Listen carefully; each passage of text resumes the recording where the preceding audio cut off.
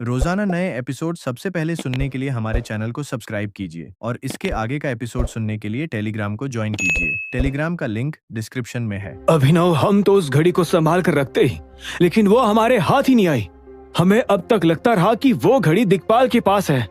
अकरम ने कहा। उसकी बात सुनते ही अभिनव ने एक हताशा भरी सांस ली और बोला, अगर वो घड़ी दिक्पाल के पास है तो फिर हमारा उस घड़ी को लेने का क्या फायदा? उसने अब तक उस घड़ी की सारी रिकॉर्डिंग्स मिटा दी होगी। ऐसे में हम। इससे पहले कि अभिनव अपनी बात पूरी कर पाता, अकरम ने उसकी बात को बीच में काटते हुए कहा, नहीं, ऐसा नहीं है। ऐसा हमें लगता था कि घड़ी दिक्पाल के पास है, लेकिन घड़ी दिक्पाल के पास नहीं है। अगर होती तो वो कभी इतना उत्पात नहीं मचाता और ना ही तुम्हारे ऊपर हमला करवाता। उसका सबसे बड़ा डर ही यह है कि तुम्हारे हाथ तुम्हारे पिता की मौत से जुड़ा कोई सबूत न लग जाए, क्योंकि अगर तुम्हारे हाथ वो सबूत लग गया तो फिर तुमसे उसे कोई नहीं बचा पाएगा। वो चारों तरफ से घिर जाएगा। लेकिन जिस तरह से वो तुम्हारे पीछे पड़ा है, मुझे लगता है कि घड़ी उसके पास भी नहीं है, या है भी तो वो उसके सबूत नहीं मिटा पाया है। अकरम की बात सुनते ही मोंटी ने भी हाँ में सिर हिलाया और कहा, अकरम सही कह रहा है। मुझे लगता है कि कम से कम हमें वो घड़ी तो वापस ले ही लेनी चाहिए। अभिनव ने मोंटी और अकरम की बात के बारे में कुछ सेकंड्स के लिए सोचा और फिर कहा, ठीक है, मैं अभी गिरिराज गंगवार को फोन कर देता हूं। वो कल सुबह अपनी टीम के साथ आएगा और अर्जुन को उठाकर ले जाएगा। उसके बाद मैं अपने पिता की घड़ी को छुड़वाऊंगा। जैसे ही अभिनव ने इतना कहा तो मोंटी के दिमाग में अचानक से कुछ कौंध उठा। उसने कहा, एक सेकंड अभिनव, अगर हमें उस घड़ी के बारे में पता है तब तो दिक्पाल को भी उस घड़ी के बारे में जरूर पता होगा। अब अगर घड़ी दिक्पाल के पास नहीं हुई तो वो भी तो घड़ी लेने के लिए आएगा।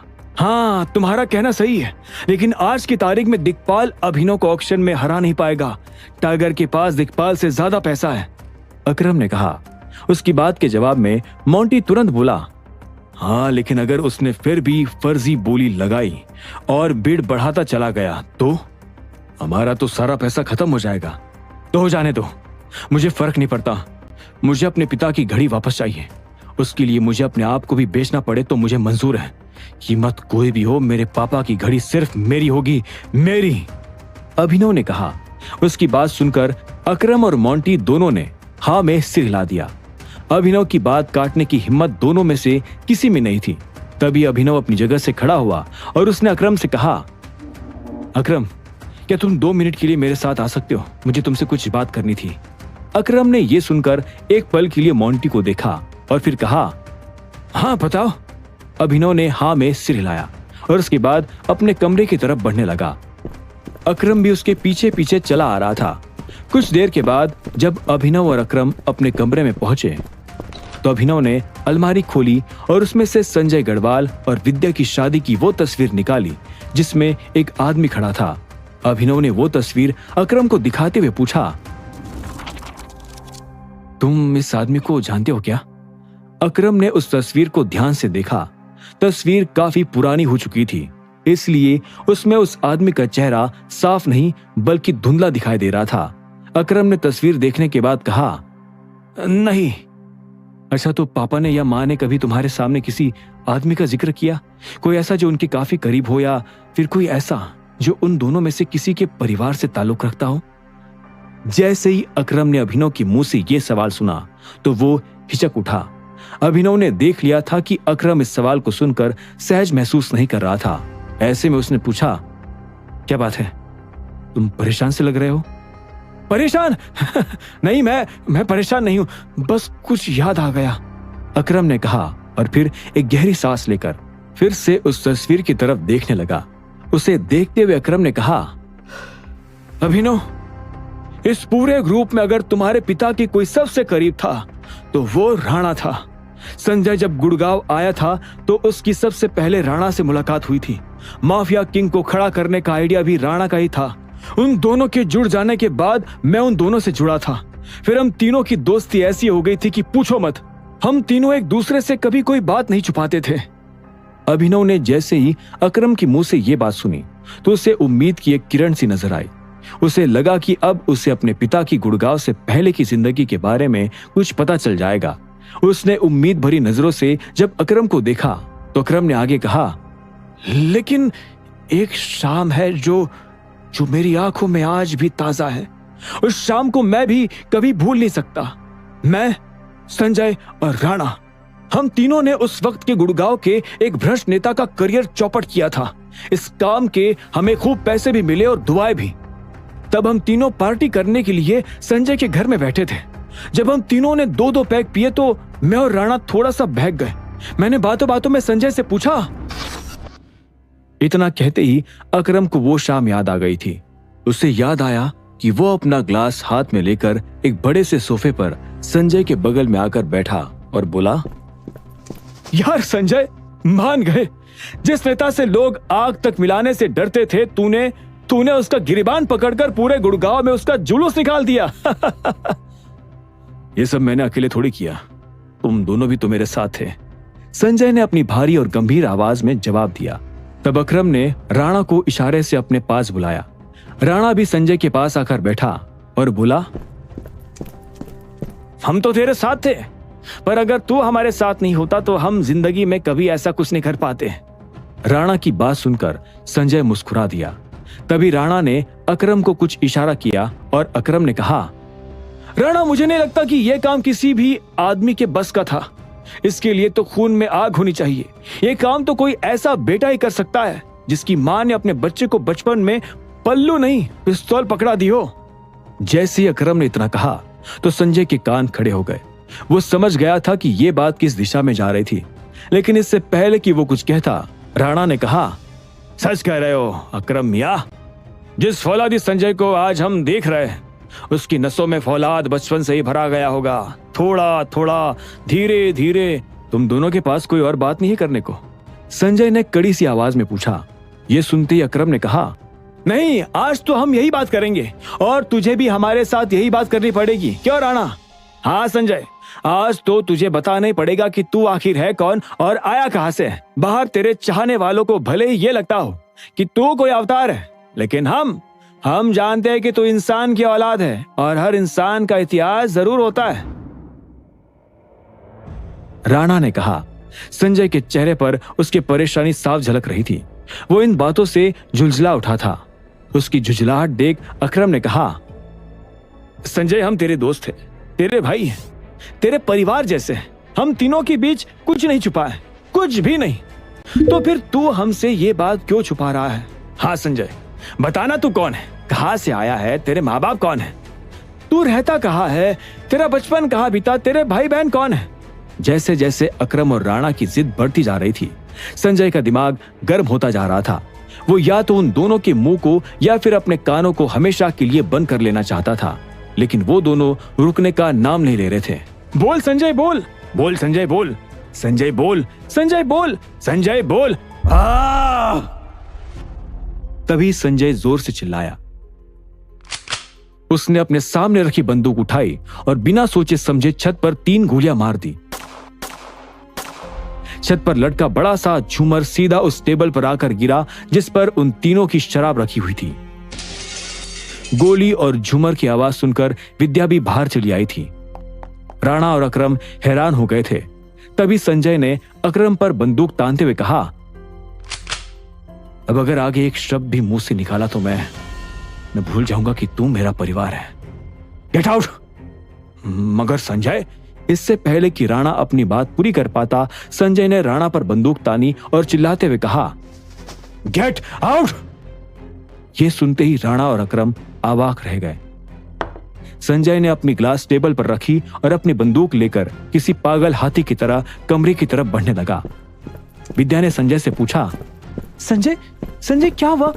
जब संजय विद्या के सवाल को सुनकर भी नहीं रुका तो विद्या सवालिया नजरों से अकरम और राणा को देखने लगी थी। वो दोनों अभी भी ऐसे घबराए बैठे थे जैसे उन्होंने कोई भूत देख लिया हो। उस दिन से हमने कसम खा ली थी अभिनव कि हम कभी भी संजय से उसके अतीत के बारे में बात नहीं करेंगे। अकरम ने अभिनव की तरफ देखते हुए कहा। इतने सालों बाद भी अभिनव को अकरम की आंखें देखकर ऐसा लग रहा था जैसे ये वाकया कल ही घटा हो। पर ऐसा क्या था पापा के अतीत में जिसे छुपाने के लिए वो इस हद तक चले गए थे? अभिनव ने पूछा। अकरम उसकी बात सुन मुस्कुराया और बोला, यह ना मुझे पता है ना राणा को। हमने कई बार विद्या से भी इस बारे में बात करने की कोशिश की थी, लेकिन उसने भी हमसे यही कहा कि अगर हम संजय के साथ रहना चाहते हैं तो इस बारे में कोई बात ना करें। अकरम के मुंह से यह बात सुनते ही अभिनव की उत्सुकता और ज्यादा बढ़ गई थी। वो जानना चाहता था कि आखिर वो आदमी कौन था और उसका उसके माँ बाप से क्या रिश्ता था। हमें इस आदमी की तलाश करनी चाहिए अकरम, अभिनव ने कहा। अकरम ने हाँ में सिर हिलाया और बोला, ठीक है, एक काम करते हैं, मैं इस फोटो को किसी स्टूडियो में देखकर क्लीन करवा लेता हूं। एक बार अगर ये आदमी साफ नजर आ गया तो उसके बाद हमें इसे ढूंढने में ज्यादा टाइम नहीं लगेगा। अकरम की बात पर अभिनव ने हाँ में सिर हिला दिया। दोनों कमरे से बाहर हॉल में आ गए थे। मोंटी कब से उन दोनों के बाहर आने का इंतजार कर रहा था। इससे पहले कि अभिनव मोंटी से कुछ कहता, उसके फोन पर एक नोटिफिकेशन आई। ये नोटिफिकेशन हाल ही में उसकी कंपनी में लगी आग से जुड़ी हुई थी। अभिनव के फोन पर एक छोटा सा वीडियो चल रहा था और उस वीडियो में अभिनव देख पा रहा था कि कैसे उसका ऑफिस धीरे धीरे जलता चला जा रहा था। अभिनव को ऐसा लग रहा था जैसे उसका दिल जल रहा हो। दिग्पाल ने हमारे साथ जो किया उसके बाद तुम उसे ऐसे ही जाने दोगे अभिनव? तुम उसे कोई सबक नहीं सिखाओगे? मोंटी ने पूछा। अभिनव ने उसकी आंखों में देखा और बोला, किसने कहा कि मैं उसे सबक नहीं सिखाऊंगा? सिखाऊंगा और ऐसा सिखाऊंगा कि वो याद रखेगा, लेकिन वक्त आने पर वो मुझे उकसाना चाहता है, लेकिन मैं भावनाओं में बहना नहीं चाहता। मैं नहीं चाहता कि हमारे प्लान में किसी तरह की गड़बड़ हो। टाइगर सही कह रहा है, अगर हमारे प्लान में छोटी सी भी गड़बड़ हुई तो दिग्पाल उसका फायदा उठाकर हमें और बड़ा नुकसान पहुंचाएगा, अकरम ने अभिनव की बात में जोड़ते हुए कहा। मोंटी ने अकरम की बात सुनकर कहा, क्यों ना हम भी उसकी एक कंपनी में आग लगा दे, जैसे को तैसा, क्या कहते हो? मोंटी के सुझाव पर अकरम ने कहा, तुम्हें क्या लगता है मोंटी की दिग्पाल इतना बेवकूफ होगा कि इतनी आसानी से हमें उसकी किसी कंपनी में आग लगाने देगा? उसने अपनी सारी कंपनीज को पहले ही सेव करके रखा होगा। मुझे नहीं लगता कि हमें ऐसा कोई कदम उठाना चाहिए। वैसे भी आग लगाने से ज्यादा फायदा हमें घड़ी लाने से हो सकता है। अगर एक बार हमें वो घड़ी मिल गई तो हम उसे दिग्पाल के खिलाफ इस्तेमाल कर सकते हैं। अकरम की बात पर अभिनव ने भी एक गहरी सांस ली और बोला, हाँ, अकरम सही कह रहा है, हमें जल्दबाजी में कोई कदम नहीं उठाना चाहिए। बहुत पड़ गई चोट सुनार की, अब इस बार पड़ेगी चोट लोहार की। दिग्पाल, तैयार रहना, तेरे बेटे की तो एक ही छीनी है, तेरी तो मैं दोनों छीन लूंगा, अभिनव ने अपने आप से कहा और गुस्से में अपनी मुट्ठियां भींच ली। अब आगे क्या होने वाला है? क्या अभिनव दिग्पाल से अपनी कंपनी में लगी आग का बदला ले पाएगा? क्या होगा जब दिग्पाल को पता चलेगा कि उसके बेटे की एक आंख अभिनव ने उड़ा दी है? और क्या अभिनव और अकरम मिलकर संजय के अतीत का राज जान पाएंगे? इन सभी सवालों के जवाब जानने के लिए सुनते रहिए आगे।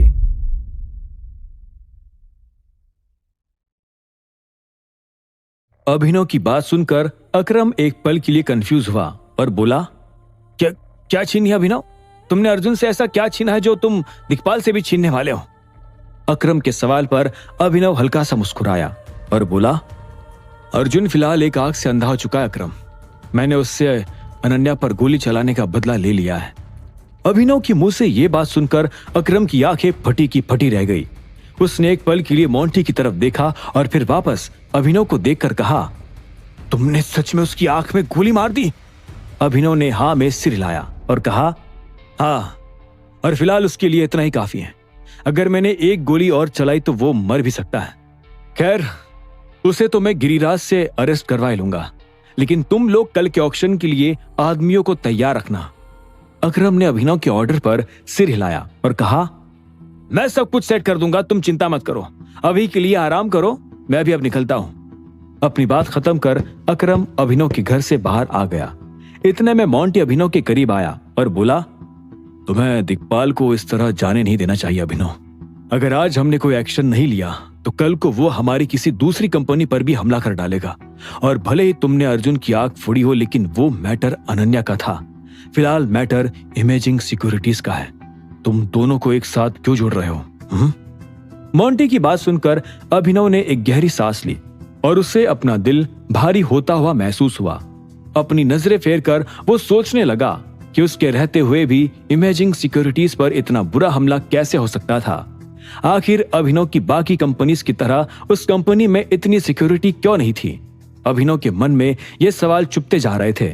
हालांकि उसने जैसे तैसे अपने सभी ख्यालों को आराम दिया और एक गहरी सांस लेकर कहा, ये जंग है मोंटी, और जंग में सब कुछ जायज है। अगर हम सामने वाले पर गोली चलाएंगे तो खून की छींटे हम पर भी उड़ेंगे ही। अभिनव की बात सुनकर मोंटी एक हताशा भरी सांस लेकर दूर हो गया। उसके चेहरे पर इस बात से असहमति साफ दिखाई दे रही थी। अभिनव ने उसे एक पल के लिए देखा और फिर वो अंदर जाने लगा। हालांकि दरवाजे के पास पहुंचते ही वो हिचकिचा गया और उसके मन में अचानक दोबारा कई सारे ख्याल आने लगे। नहीं, मैं दिक्पाल को ऐसे जाने नहीं दे सकता। मोंटी की बात ठीक है, मुझे दिक्पाल का कान किसी भी हालत में पकड़ना होगा, चाहे फिर मैं उसे सीधी तरह से पकड़ूं या फिर अपना हाथ घुमाकर। अभिनव ने अपने आप से कहा और वो लिविंग रूम से सीधा अपने रूम में घुस गया। बेड पर बैठते ही उसने गिरिराज का नंबर डायल कर दिया था। लगभग 2 रिंग के बाद ही गिरिराज ने उसका फोन उठाया और कहा, हेलो टाइगर। हेलो गिरिराज, माफ करना मैं तुम्हारी नींद खराब कर रहा हूं। बस एक इंफॉर्मेशन देनी थी। अर्जुन को मैं कल ही रिहा करने वाला हूं। अभिनव ने आत्मविश्वास के साथ अपनी बात कही। गिरिराज ने उसकी बात पर सिर हिलाया और कहा, ठीक है टाइगर, अर्जुन को कहां से उठाना है मुझे वहां का एड्रेस भेज देना। एड्रेस तो मैं भेज दूंगा, लेकिन उसे उठाना आज रात ही है। वैसे भी आधी रात को गिरफ्तारी में कोई अड़चन भी नहीं आएगी, है ना? अभिनव ने कहा। गिरिराज ने उसकी बात पर दोबारा सिर हिलाया और कहा, बिल्कुल, रात में काम तमाम हो जाएगा। उसे लेने के लिए कब निकलना है मुझे इन्फॉर्म कर देना। फिलहाल पुलिस कमिश्नर के साथ एक अपॉइंटमेंट है तो मैं उसके घर जा रहा हूँ। कमिश्नर के साथ? अभिनव ने अपनी भौहें उठाकर पूछा। वो फिर आगे बोला, कमिश्नर तो दिक्पाल का ही आदमी है ना? मतलब वो उसके कहने में है ना? हाँ, कमिश्नर संतोष दिक्पाल की बात मानता है। मेरे ख्याल से इस मीटिंग में वो भी अर्जुन को लेकर मेरे साथ कुछ बात करना चाहता है, लेकिन चिंता मत करो, मैं उनकी एक नहीं सुनूंगा। गिरिराज ने हंसते हुए कहा। ऐसे में अभिनव ने भी एक राहत भरी गहरी सांस ली और कहा, फिर अच्छा है गिरिराज, मीटिंग का जो भी नतीजा निकले मुझे बताना, फिर बाद में बात करते हैं। अपनी बात खत्म कर अभिनव ने फोन काटा और वो बेड पर लेट गया। उसके मन में अब भी अलग अलग किस्म के ख्याल एक दूसरे से टकरा रहे थे। वो ये तक नहीं समझ पा रहा था कि उसे फिलहाल कैसा महसूस करना चाहिए था। अभिनव ने अपनी आंखें बंद कर ली, लेकिन उसके मन में ख्याल अब भी नहीं रुके थे। दूसरी ओर गिरिराज भी कमिश्नर संतोष के घर पर पहुंच चुका था। जैसे ही वो लिविंग रूम में घुसा तो उसने देखा कि संतोष वहां बैठा हुआ गिरिराज का इंतजार ही कर रहा था। क्या बात है कमिश्नर? गिरिराज ने एक मुस्कान के साथ कहा और वो संतोष के करीब आने लगा। उसे देख संतोष भी तुरंत अपनी जगह से खड़ा हो गया और अपने चेहरे पर एक बड़ी मुस्कान लाते हुए बोला, गिरिराज सर, आओ आओ बैठो। संतोष ने गिरिराज को सामने लगी सीट पर बैठने का इशारा किया। गिरिराज ने एक पल के लिए उस सीट को देखा और फिर उसकी नजर पास लगी टेबल पर पड़े व्यंजनों पर गई। उन व्यंजनों को देखकर गिरिराज अपनी सीट पर बैठा और थोड़ा आश्चर्य करते हुए बोला, इतनी रात को ये सब क्या है संतोष? मेरा तो डिनर भी हो चुका है। संतोष ने इस सवाल पर एक गहरी सांस ली और कहा, यह सब एक पकवान है गिरिराज। गिरिराज ने उसे एक पल के लिए देखा और कहा, वही तो मैं देख पा रहा हूं, पर इतना सब क्यों? तुम इस क्यों के पीछे की वजह जानते हो गिरिराज? मुझे नहीं लगता कि मुझे दोहराने की जरूरत है, संतोष ने एक बैठी सी आवाज में कहा, जिसे सुनकर गिरिराज ने एक हताशा भरी गहरी सांस ली। इससे पहले कि वो कुछ बोल पाता, संतोष ने आगे कहा, अर्जुन सिंगावत का केस तुमने टेक ओवर कर लिया है, लेकिन मैं उसे वापस चाहता हूं। मेरे हिसाब से वो केस पुलिस ही संभाल सकती है, उसके लिए सीबीआई को परेशान करने की भला क्या जरूरत है? गिरिराज ने उसे एक पल के लिए देखा और फिर अपनी सीट पर आराम से टिकते हुए कहा, और सीबीआई की इतनी चिंता तुम कर रहे हो या दिक्पाल? यह सुनकर संतोष ने अपना गला साफ किया और वोडका का ग्लास उठाकर कहा, देखो गिरिराज, हम सभी जानते हैं कि दिक्पाल कौन है। हम इस तरह उसके खिलाफ नहीं जा सकते। उसके दुनिया भर में माफिया के साथ कनेक्शंस है, और सबसे जरूरी बात, अगर तुम ये केस छोड़ देते हो तो दिक्पाल तुम्हें बहुत बड़ा इनाम भी दे सकता है। संतोष की बात सुनकर गिरिराज हल्का सा मुस्कुराया और बोला, जिसे तुम इनाम कह रहे हो उसे रिश्वत कहा जाता है संतोष। संतोष ने इस बात पर अपने कंधे उठाए और कहा, वो जो भी हो, लेकिन उसमें फायदा तुम्हारा ही है। तुम्हें जो चाहिए वो मिल जाएगा, घर, गाड़ी, घोड़ा, सोना, प्रमोशन, कुछ भी। गिरिराज ने धीरे से संतोष की बात पर सिर हिलाया और कहा, स्कीम तो लाजवाब है संतोष, लेकिन अनफॉर्चुनेटली मैं अपना मन नहीं बदलूंगा। तुमने अर्जुन को जेल से भागने दिया, तो ऐसे में सीबीआई को यह केस लेना ही था, नहीं तो इस शहर में लॉ एंड ऑर्डर का मजाक बनकर रह जाता। गिरिराज की इस बात से संतोष ने अपनी भौहें तान ली और कहा, एक सेकेंड गिरिराज, तुम भी जानते हो कि अर्जुन को भगाने में हमारा कोई हाथ नहीं है। ऐसे में गिरिराज भी तबाक से बोला, नहीं दोस्त, अर्जुन सिंगावत को तुमने ही जेल से भगाया है और फिर जब गड़बड़ हो गई तो अब तुम चाहते हो कि मैं भी तुम्हारे साथ इस घिनौने खेल में शामिल हो जाऊं। तुम चाहते हो कि मैं तुम सभी की नाक बचाऊं, है ना? क्या? संतोष ने हैरानी भरे सुर में कहा। ऐसे में गिरिराज तुरंत अपनी जगह से खड़ा हुआ और संतोष को उंगली दिखाते हुए बोला, दिक्पाल से कह देना कि उसकी औलाद इतनी आसानी से बचकर नहीं निकल पाएगी। अब सीबीआई को अपना काम अच्छी तरह से करना आता है। अपनी बात खत्म कर गिरिराज टेबल पर रखे अपने वोडका के ग्लास को एक ही घुट में गटक लिया और वो भिनभिनाता हुआ संतोष के घर से बाहर आ गया। उसे जाते देख संतोष अपनी जगह पर ही खड़ा रह गया था। उसे समझ नहीं आ रहा था कि अब वो क्या करे। ऐसे में उसने अपने हाथ में पकड़ा वोडका का ग्लास गुस्से से जमीन पर फेंका और झल्लाते हुए कहा, साला अपने आप को क्या समझता है ये। इतने में अचानक लिविंग रूम का दरवाजा फिर से खुला और एक दूसरा आदमी अंदर आ गया।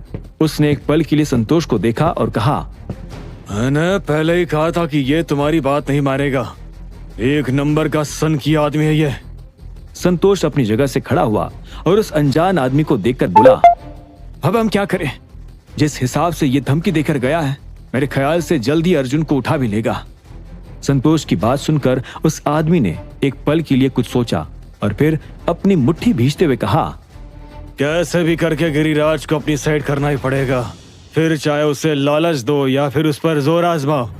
ये केस पुलिस के हाथों में ही आना चाहिए संतोष, तभी अर्जुन बच पाएगा।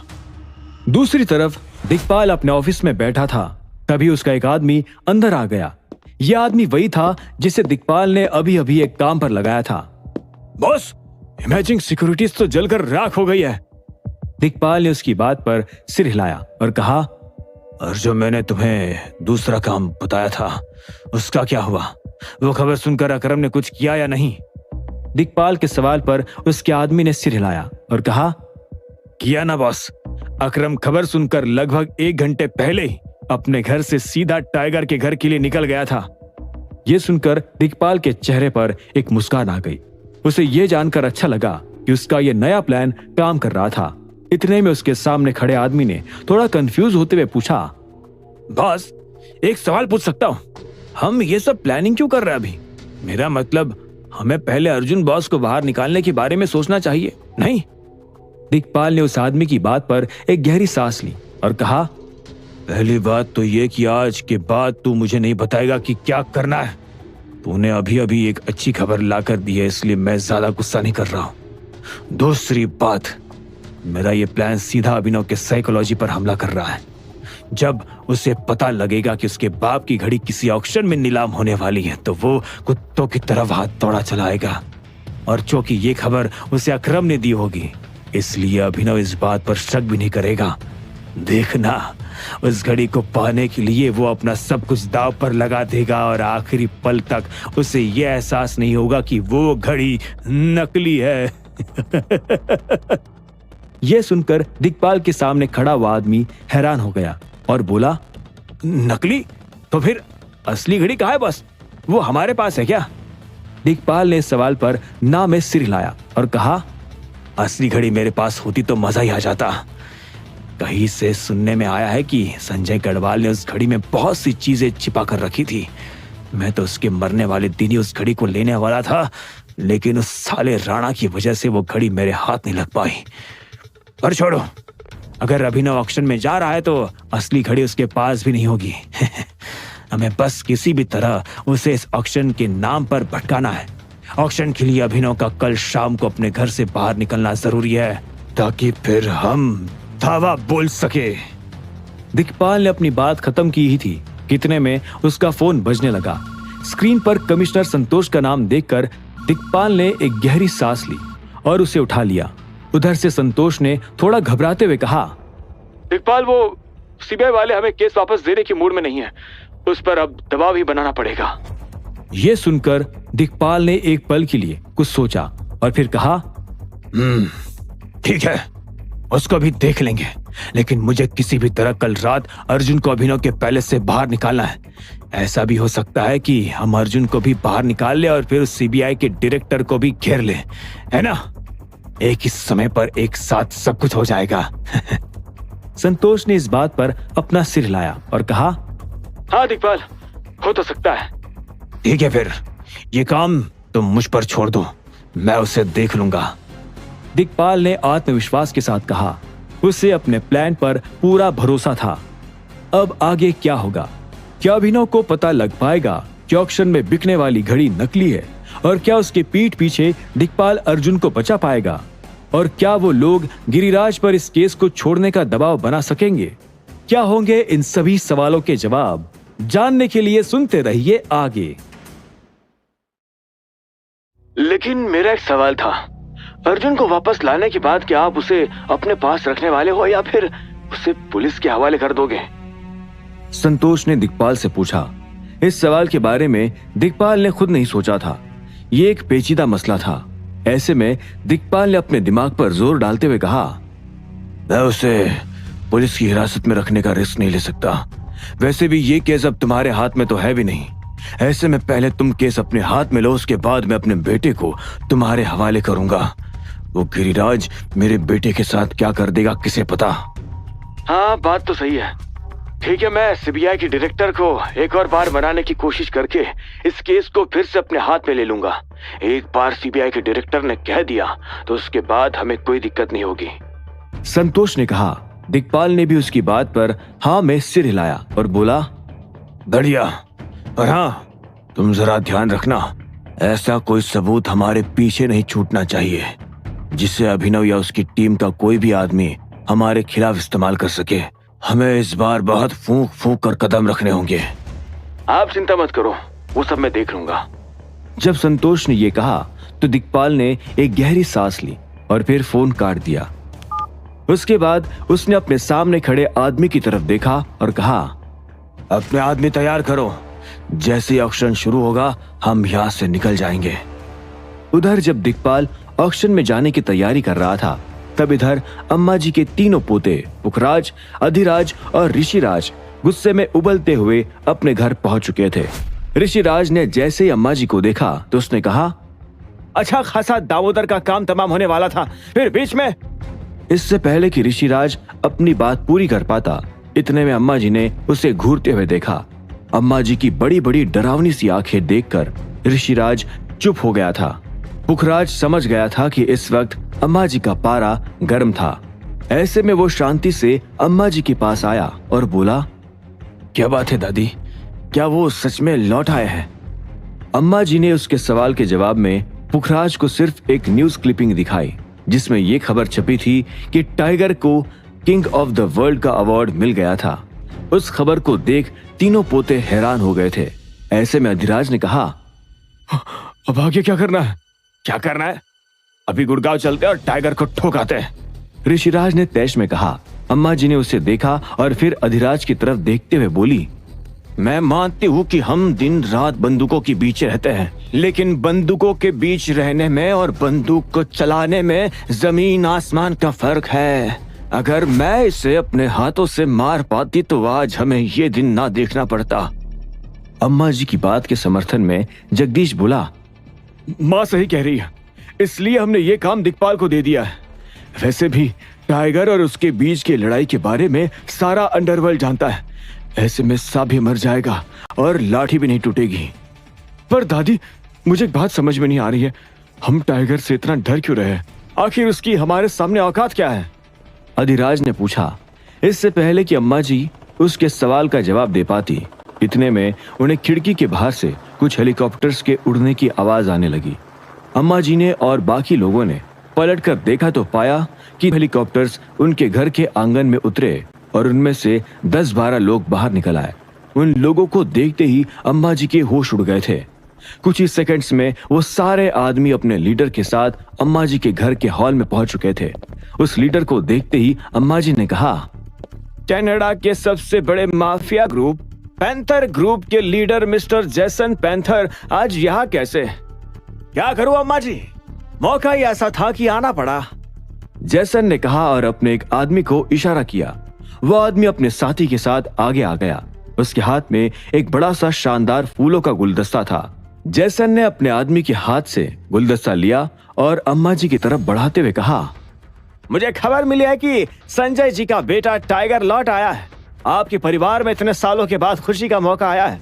ऐसे में मैं चाहता था कि सबसे पहले बधाई आप मुझसे ले। टाइगर के लौट आने की आपको और आपके परिवार को बहुत बहुत बधाई हो। उम्मीद करता हूं कि वो जल्द से जल्द काम संभाले और कनाडा के माफिया वर्ल्ड को और मजबूत करे। अम्मा जी ने जेसन के हाथों से गुलदस्ता लिया और उसकी बात के जवाब में सिर्फ मुस्कुरा दिया। जेसन ने अम्मा जी से पूछा, वैसे कब आ रहा है टाइगर कनाडा? जल्दी जल्दी, अम्मा जी ने झूठी मुस्कान के साथ कहा। इसके बाद जेसन ने अम्मा जी से इजाजत ली और अपने साथियों के साथ वहां से निकल गया। उसके जाते ही अम्मा जी ने उसके गुलदस्ते को फर्श पर फेंका और अधिराज की तरफ देखते हुए बोली, मिल गया जवाब। पता चल गई टाइगर की औकात। भले इन लोगों ने टाइगर को कभी देखा नहीं, फिर भी इन्हें लगता है कि टाइगर ही इनका मसीहा है। मुझे डर टाइगर से नहीं, इन लोगों के विश्वास से है। मैं ऐसी कोई हरकत नहीं करना चाहती जिसकी वजह से इन लोगों का मेरे ऊपर से विश्वास उठ जाए, अम्मा जी ने कहा और हॉल में से निकल गई। पुखराज, अधिराज और ऋषिराज अम्मा जी को जाते हुए देख रहे थे। उन तीनों में से किसी को यह विश्वास नहीं था कि दिक्पाल टाइगर को हरा पाएगा। ऐसे में पुखराज ने अधिराज के कंधे पर हाथ रखते हुए कहा, अब चिंता मत करो भैया, इस टाइगर को पिंजरे में डालने का काम मैं करूंगा। उधर जब पुखराज अभिनव को पिंजरे में डालने के सपने देख रहा था, तब इधर अनन्या के मन में भी कई सारे सवाल घूम रहे थे। उन सवालों के जवाब भी उसकी आंखों के सामने थे, लेकिन अनन्या को उन जवाबों पर विश्वास नहीं हो रहा था। वो सब कुछ याद करने के लिए अपने दिमाग पर बहुत जोर दे रही थी, फिर भी उसे कुछ याद नहीं आ रहा था। जब अनन्या अपने सवालों से जूझ रही थी, तभी उसके कानों में एक मीठी सी आवाज आई, अनन्या। अनन्या इस आवाज को सुनकर अपने ख्यालों से बाहर आ गई और अपनी माँ को देखने लगी। शर्मिला को देखते ही अनन्या के चेहरे पर एक मुस्कान आ गई थी। उसे काफी अच्छा महसूस हो रहा था। शर्मिला के बर्ताव में जमीन आसमान का अंतर आ गया था। ये बात जानकर अनन्या काफी खुश महसूस कर रही थी। अब शर्मिला पहले जैसी नहीं रह गई थी। तुम ठीक हो? शर्मिला ने अनन्या से पूछा। अनन्या ने धीरे से हाँ में सिर हिलाया और बोली, हाँ माँ, मैं ठीक हूँ, लेकिन मैं चाहकर भी अपने आप को उस चीज के बारे में सोचने से रोक नहीं पा रही हूँ। मुझे ये याद है कि मेरे ऊपर गोली चली थी। मुझे ये भी याद है कि गोली मेरे माथे में लगी थी, और मुझे ये भी अच्छी तरह से याद है कि जिस वक्त गोली चली थी उस वक्त मैं अकेली नहीं थी, मेरे साथ कोई था, लेकिन मेरे साथ कौन था ये मुझे बिल्कुल याद नहीं आ रहा है। मुझे ऐसा याद आ रहा है कि उस आदमी का चेहरा ढका हुआ था, अनन्या ने कहा, और फिर बड़ा थका हुआ सा महसूस करने लगी। उसने अपनी थकान भरी नजरों से शर्मिला को देखा और बोली, मुझे याद क्यों नहीं आ रहा है कि वो कौन था?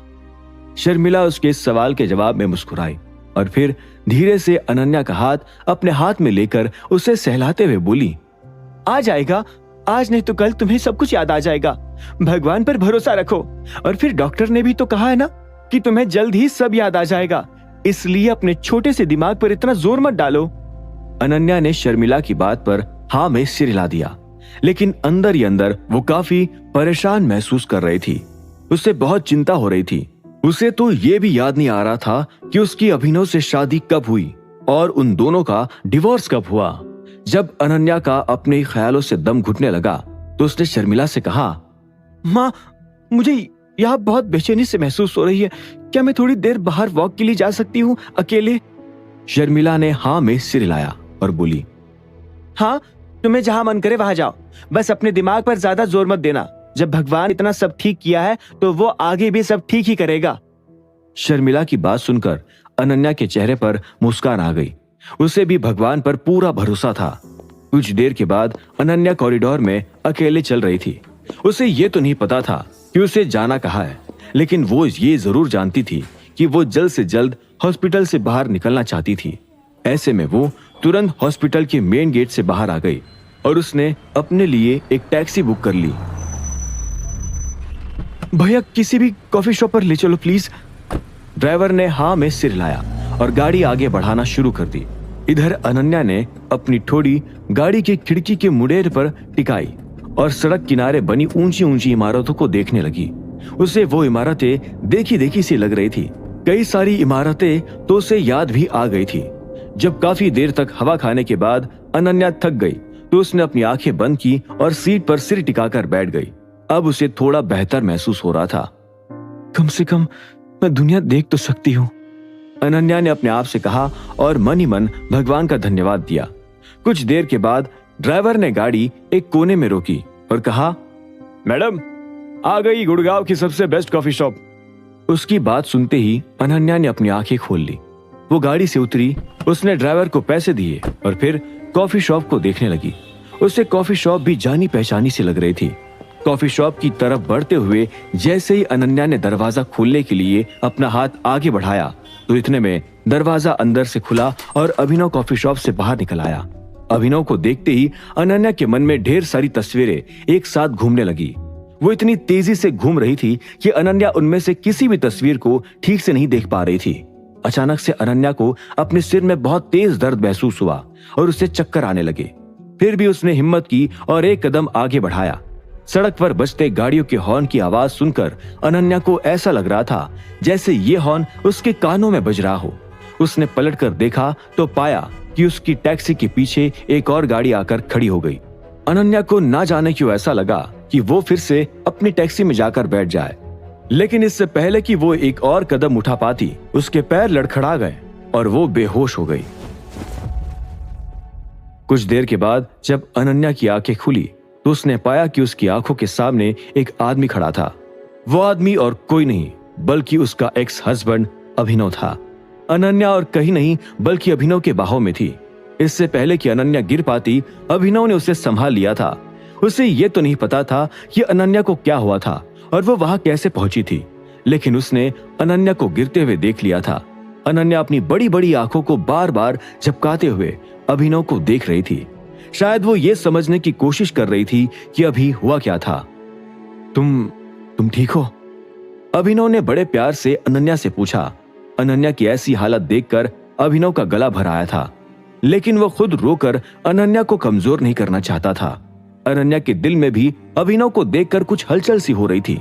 वो चाहती तो नहीं थी, फिर भी उसने अभिनव को अपने आप से अलग किया और बोली, मैं ठीक हूं। चलो अच्छा है, ये सुनकर अच्छा लगा कि तुम ठीक हो, अभिनव ने अपने आप को संभालते हुए कहा। अनन्या ने कुछ देर के लिए अभिनव को ऊपर से नीचे तक देखा और बोली, तुम अभिनव हो ना? अनन्या के मुंह से ऐसा मासूम सा सवाल सुनकर अभिनव का दिल भारी हो गया। फिर भी उसने मुस्कुराते हुए कहा, हाँ, मैं ही अभिनव हूं। तुम वही अभिनव हो ना जिसके बारे में मेरे मम्मी पापा बात करते हैं? वो कहते हैं कि हम दोनों की शादी हुई थी, पर मुझे याद क्यों नहीं आ रहा कि हम दोनों की शादी हुई थी? अनन्या जिन सवालों से अंदर ही अंदर जूझ रही थी, अब उसने उन सवालों को अभिनव के सामने भी रख दिया था।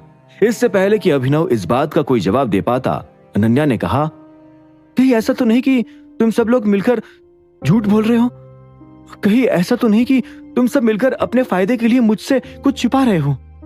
अनन्या के मुंह से ऐसी बातें सुनकर अभिनव हैरान हो गया। उसने कहा, अरे तुम ये क्या बोल रही हो? तुमसे झूठ बोलने में हमारा क्या फायदा होगा? ये सवाल सुनते ही अनन्या बोली, हो भी सकता है, मैं एक अमीर खानदान से आती हूँ। ऐसे में हो सकता है कि तुमने मेरे माँ बाप को झांसे में लिया हो और अब मुझे फंसाकर मेरे पैसे हड़पना चाहते हो। अनन्या को खुद को अपनी कही बात पर विश्वास नहीं हो रहा था। वही अभिनव का भी मुंह खुला का खुला रह गया था। वो अच्छी तरह से जानता था कि अनन्या भी उससे प्यार करती थी।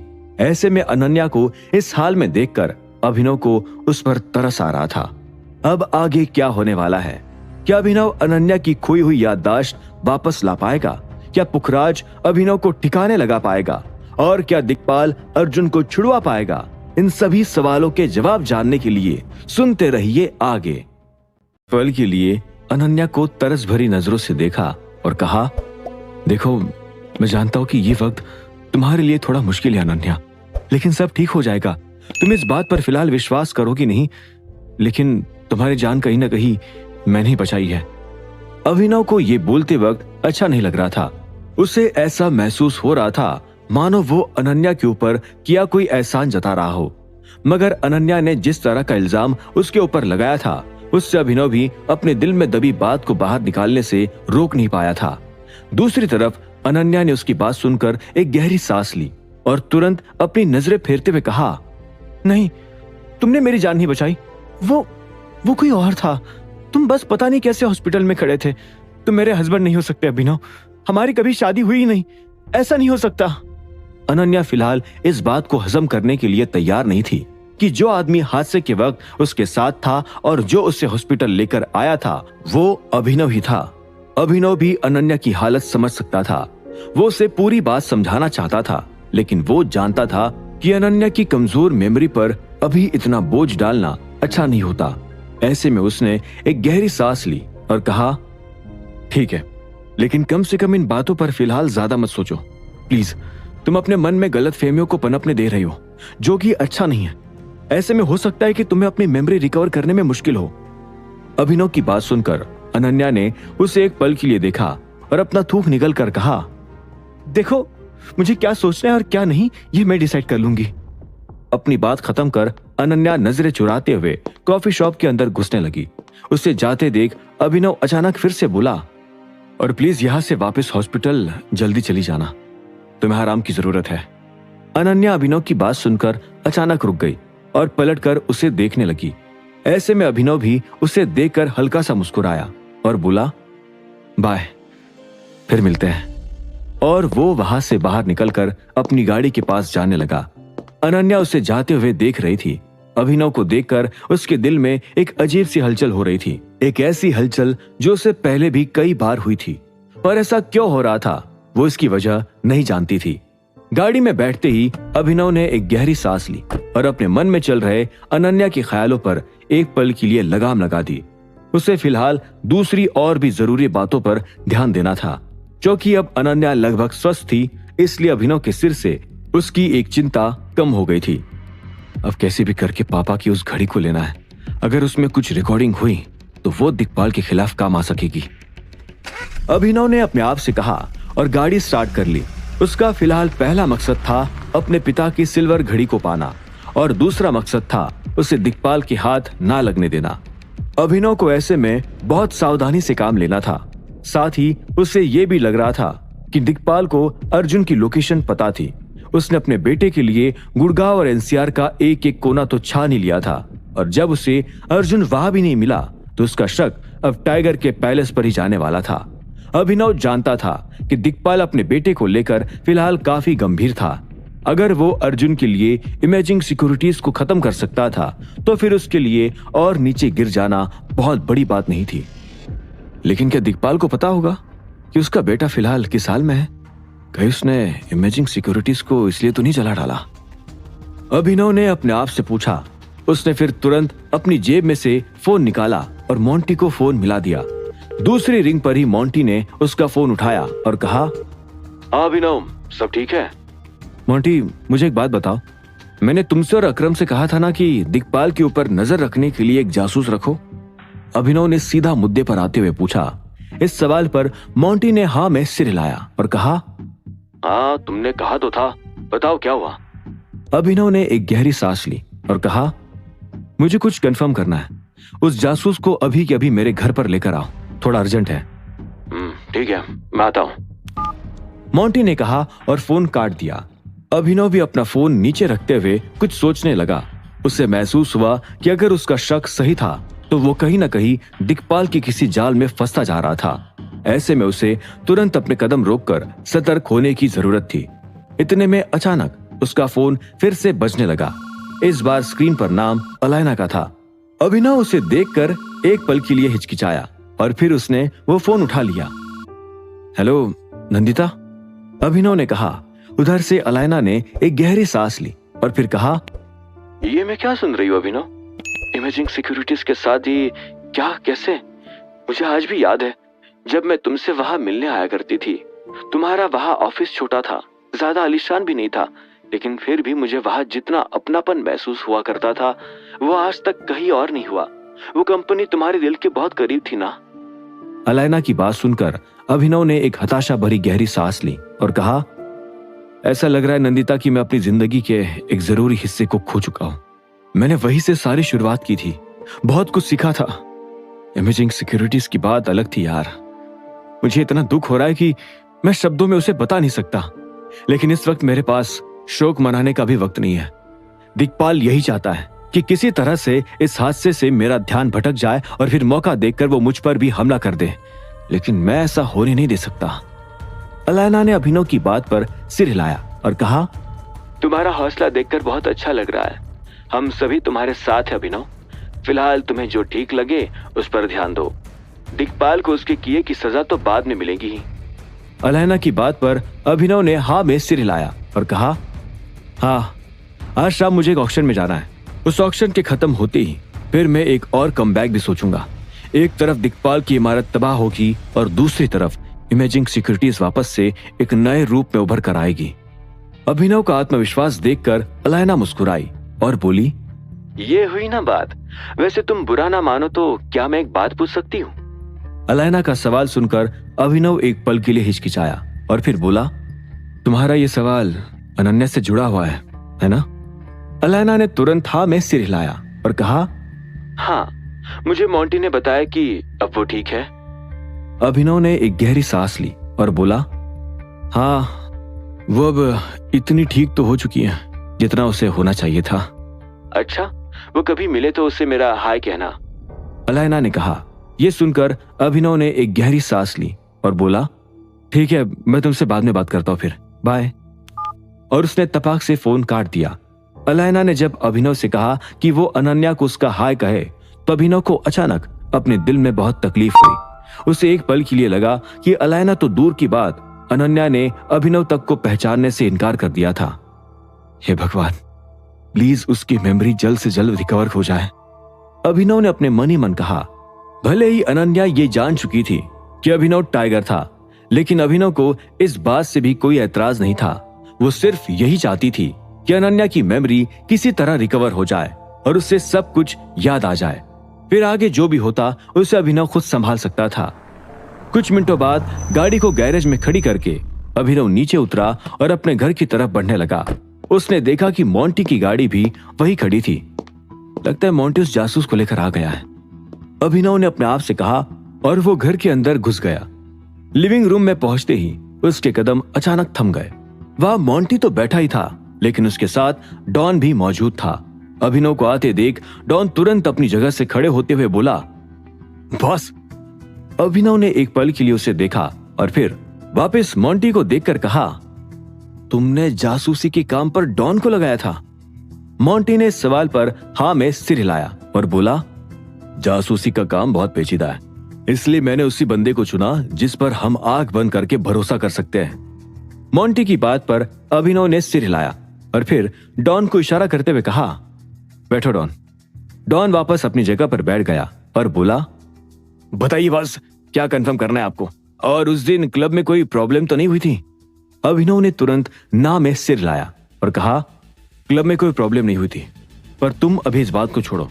मुझे ये बताओ कि तुमने कल दिक्पाल के इर्द गिर्द कुछ अजीब होते हुए देखा या महसूस किया?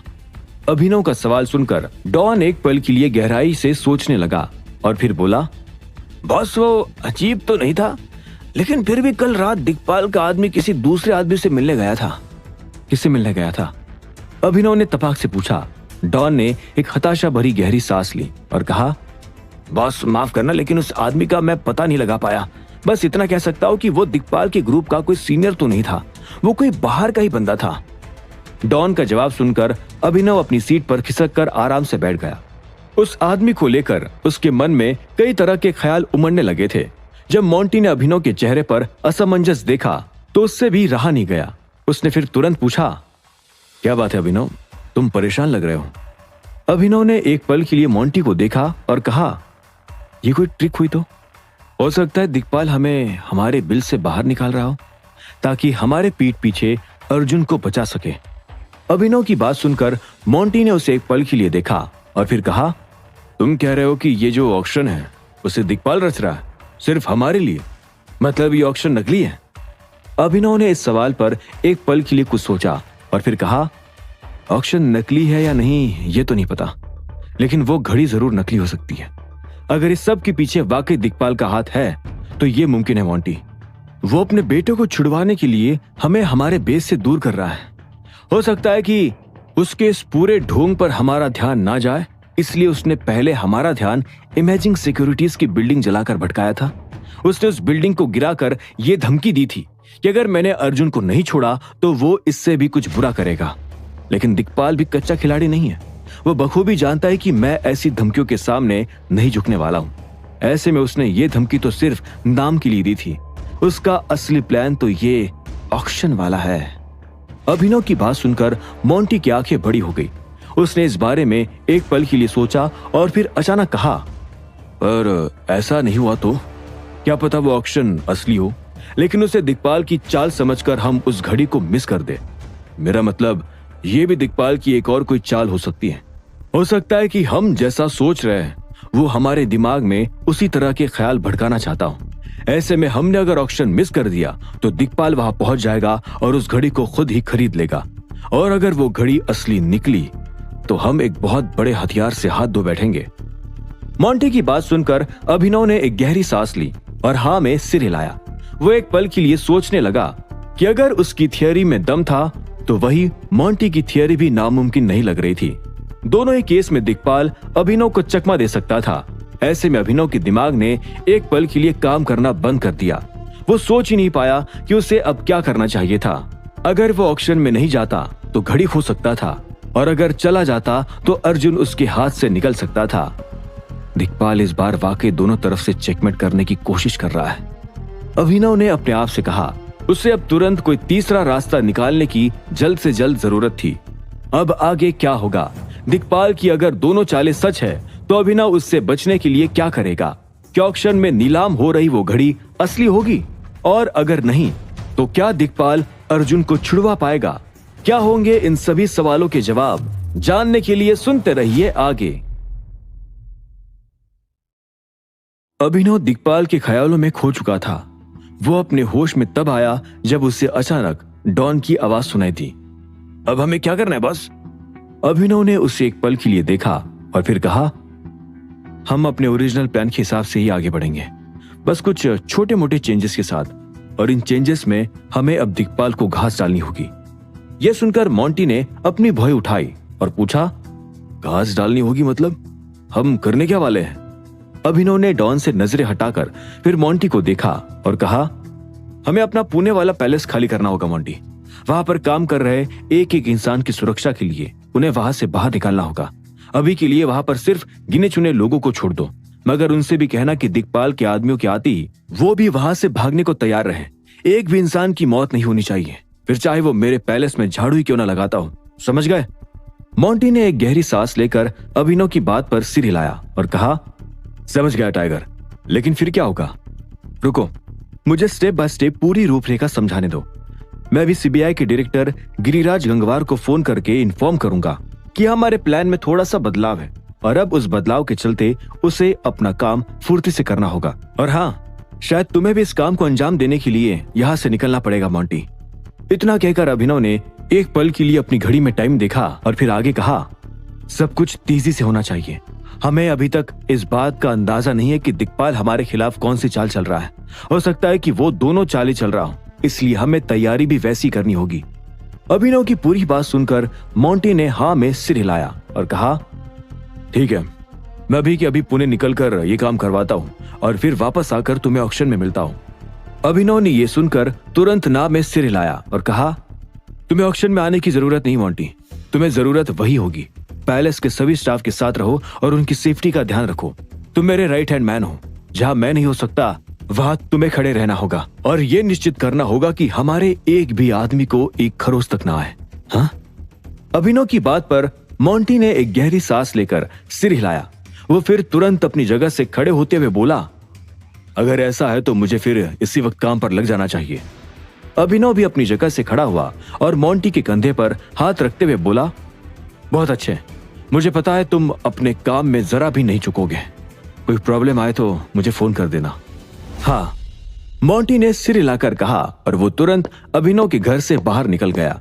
उसे जाते देख अभिनव ने फिर डॉन को देखा और कहा, तुम्हें बहुत दिनों से मैंने कोई ऑर्डर नहीं दिया ना डॉन, तो अब सुनो, तुम्हारा काम होगा मेरे पैलेस से अर्जुन को बाहर निकालना। अपने साथ कुछ आदमियों को ले जाओ और अर्जुन को एक लोकेशन पर ले आओ। वो लोकेशन क्या होगी मैं तुम्हें बता दूंगा, ठीक है? डॉन ने अभिनव की बात पर सिर हिलाया और कहा, ठीक है बॉस, मैं अभी के अभी आदमियों को इकट्ठा कर लेता हूं, आपके फोन का इंतजार रहेगा। गुड, अब तुम जा सकते हो, अभिनव ने कहा। डॉन उसे सलाम करके वहां से निकल गया। उसे जाते देख अभिनव ने एक गहरी सांस ली और अपना फोन निकालकर गिरिराज का नंबर डायल कर दिया। लगभग 2 रिंग के बाद ही गिरिराज ने उसका फोन उठा लिया और कहा, हेलो टाइगर। गिरिराज, माफ करना मैं इतनी सुबह सुबह फोन कर रहा हूं, पहले भी मैंने आधी रात को फोन कर दिया था, अभिनव ने कहा। उसकी बात सुनकर गिरिराज थोड़ा सा हंसा और बोला, तुम टाइगर हो, कभी भी फोन कर सकते हो। वैसे तुमने कहा था कि अर्जुन को आज रात ही उठाना था, लेकिन अब तो सुबह होने को आई है, तुमने लोकेशन का मैसेज भी नहीं भेजा। गिरिराज की इस बात पर अभिनव ने एक गहरी सांस ली और कहा, शायद मैं जोश जोश में कल को आज भूल गया था, लेकिन कोई बात नहीं, मैं जो अब बात कर रहा हूं प्लीज उसे ध्यान से सुनो। हमारे प्लान में एक छोटा सा चेंज है। यह सुनकर गिरिराज अपने बेड पर सीधा बैठ गया और बोला, कैसा चेंज टाइगर? कहीं तुम केस वापस पुलिस को देने का तो नहीं सोच रहे हो? क्या? अभिनव कंफ्यूज होते हुए आगे बोला, मैं ऐसा क्यों सोचूंगा भला? नहीं, वो मुझे लगा कि तुम पर भी दिग्पाल या पुलिस कमिश्नर ने दबाव बनाया होगा, इसलिए। मैं कल रात जब कमिश्नर से मिला तो वो मुझे मनाने की पूरी तैयारी कर बैठा था, पर मैं उसे उसके मुंह पर मना करके आया। ये सुनकर अभिनव के चेहरे पर एक मुस्कान आ गई और वो बोला, ये तुमने बहुत ही अच्छा किया गिरिराज, और चिंता मत करो, मैं अपने प्लान से नहीं मुकर रहा हूं। इस बार चेंज सिर्फ इतना है कि अर्जुन को उठाने की लोकेशन बदलने वाली है। वैसे तो मैंने तुम्हें अब तक पहले वाली लोकेशन भी नहीं बताई थी, मगर फिर भी किसी तरह का कंफ्यूजन ना हो इसलिए इन्फॉर्म कर रहा हूं। मैं जल्द ही नई लोकेशन डिसाइड करके तुम्हें वहां का एड्रेस भेज दूंगा और फिर तुम प्लान के हिसाब से अर्जुन को उठाने वहां पहुंच जाना। अभिनव की बात सुनकर गिरिराज ने हाँ में सिर हिलाया और कहा, ठीक है टाइगर, कोई प्रॉब्लम नहीं है, बस मुझे कम से कम 1 घंटे पहले तो लोकेशन की इंफॉर्मेशन दे ही देना ताकि मैं टाइम से निकल सकूं। ठीक है, हो जाएगा, अभिनव ने कहा और गिरिराज का फोन रख दिया। एक गहरी सांस लेकर उसे महसूस हुआ कि उसका प्लान अभी भी ट्रैक पर था। ऐसे में अभिनव ने अगला नंबर अकरम का डायल कर दिया। हेलो टाइगर, सब ठीक? अकरम ने फोन उठाते ही पूछा।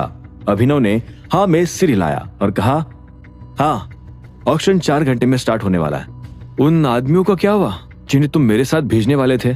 जहां तक मुझे लग रहा है कि दिग्पाल कुछ तो खेल खेलने वाला है। अकरम, हमें बहुत सावधान रहना होगा, अपने अच्छे से अच्छे आदमियों को भेजना तुम। अकरम ने अभिनव की बात पर सिर हिलाया और उसे दिलासा देते हुए कहा, चिंता मत करो टाइगर, सभी आदमी पूरी तरह से ट्रेंड है और भरोसेमंद भी है। मैं अभी उन्हें इन्फॉर्म करके इकट्ठा कर लेता हूँ। ठीक है अकरम, अभिनव ने कहा और फोन काट दिया। उसने फिर एक और बार गहरी सांस ली और एक पल के लिए सोचा कि उसकी लिस्ट में और क्या काम बाकी रह गया था। अलाना ठीक हो गई, अनन्या भी ऑलमोस्ट ठीक है, अर्जुन के लिए मैंने मोंटी और डॉन को भेज दिया है और ऑक्शन के लिए अकरम अपने लोगों को अरेंज कर ही देगा, तो अब बचा क्या है? यह कहकर अभिनव ने एक पल के लिए अपने दिमाग पर जोर दिया और तभी अचानक उसे कुछ याद आया। ऐसे में वो फिर से बोला, रघुवीर, हाँ, दिग्पाल और वो मिलकर क्या एक्सपेरिमेंट करने वाले थे ये तो मैंने अभी तक पता लगाया नहीं। अभिनव को जल्द से जल्द अब ये जानना था कि इतने सारे लोगों को किडनैप करके रघुवीर उन पर क्या एक्सपेरिमेंट किए जा रहा था। साथ ही उसे इमेजिंग सिक्योरिटीज को भी धीरे धीरे ही सही लेकिन फिर से खड़ा करना था। अभिनव जानता था कि जब तक इमेजिंग सिक्योरिटीज के ऑपरेशन फिर से शुरू नहीं हो जाते तब तक अभिनव को उसके बारे में सोचकर तकलीफ होती रहेगी। इस बारे में मायरा से बात करनी होगी, लेकिन अभी नहीं। पहले अर्जुन और दिक्पाल की फाइल बंद करनी होगी, अभिनव ने अपने आप से कहा और वो लिविंग रूम से उठकर किचन में चला गया। उसने किचन में पड़ा हुआ थोड़ा बहुत खाना खाया, जिसके बाद एक उबासी लेकर वो अपने रूम में सोने चला गया। सुबह जल्दी उठने की वजह से उसकी नींद पूरी नहीं हुई थी, इसलिए अभिनव कुछ देर और सोना चाहता था। शाम के 6 बजने से पहले ही अभिनव की नींद खुल गई। उसने अपने फोन में ऑक्शन का रिमाइंडर लगाया था, जो कि ठीक 1 घंटे बाद 7 बजे बजने वाला था। वो रिमाइंडर बजने ही वाला था कि अभिनव ने उसे बंद कर दिया और देखा कि उसके फोन में गिरिराज की मिस्ड कॉल पड़ी थी। अभिनव ने सोने से पहले ही गिरिराज और डॉन दोनों को वो नई लोकेशन भेज दी थी जहां से अर्जुन गिरफ्तार होने वाला था।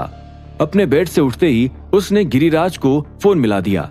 गिरिराज ने कुछ ही सेकंड्स में उसका फोन उठा लिया और कहा, हेलो टाइगर, लोकेशन पर पहुंचने का वक्त शाम 7 बजे है ना? अभिनव ने तुरंत हाँ में सिर हिलाया और कहा, हाँ, मेरे कुछ आदमी अर्जुन के साथ होंगे, इसलिए आपको ज्यादा परेशान होने की जरूरत नहीं है। आपको बस टाइम पर पहुंच जाना है, बाकी सब कुछ प्लान के हिसाब से स्मूथली हो जाएगा। ठीक है टाइगर, गिरिराज ने कहा और फोन काट दिया। अभिनव ने अपना फोन चार्जिंग पर लगाया और फिर वो बाथरूम में शॉवर लेने चला गया। कुछ ही देर में वो एक नीले रंग का इटालियन सूट पहनकर तैयार हो चुका था। ये वही सूट था जो अभिनव ने इटली में रहते हुए खरीदा था। जब वो बाथरूम से निकलकर लिविंग रूम में आया तो उसने देखा कि अकरम वहीं बैठकर उसका इंतजार कर रहा था। टाइगर, आदमी तैयार है, अकरम ने अभिनव को देखकर कहा। अभिनव ने हाँ में सिर हिलाया और बोला, थैंक यू अकरम। अकरम ने भी अपना सिर हिलाया और फिर एक पल के लिए अभिनव को देखकर पूछा, वैसे एक बात बताओ, तुम ऑक्शन में अभिनव बनकर जा रहे हो या टाइगर बनकर? मैं अभिनव बनकर ही जा रहा हूं। पिछले भी सभी ऑक्शंस में मैंने अभिनव के नाम पर ही हिस्सा लिया था। अगर इस बार मैं टाइगर बनकर गया तो लोगों को थोड़ा शक हो सकता है, इसलिए फिलहाल तुम्हारा मेरे साथ चलना भी जरूरी नहीं है। अभिनव ने अपनी बात सहजता से कही ताकि अकरम को बुरा ना लगे।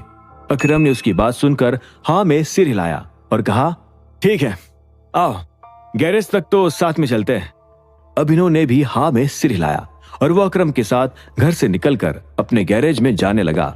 गैरेज में पहुंचते ही अभिनव ने देखा कि वहां 4 गाड़ियां उसके लिए तैयार खड़ी थी और हर एक गाड़ी में लगभग 6 आदमी थे। अकरम अभिनव को उस गाड़ी के करीब ले गया जिसमें वो बैठने वाला था और फिर बोला, मैंने तुम्हारी सिक्योरिटी बिल्कुल टाइट कर दी है। इतने सारे आदमियों को देखकर दिक्पाल कुछ उल्टा सीधा करने का सोचेगा भी नहीं। यह सुनकर अभिनव हल्का सा मुस्कुराया और बोला, यही तो मैं चाहता था। फिर से सबके लिए थैंक यू अकरम।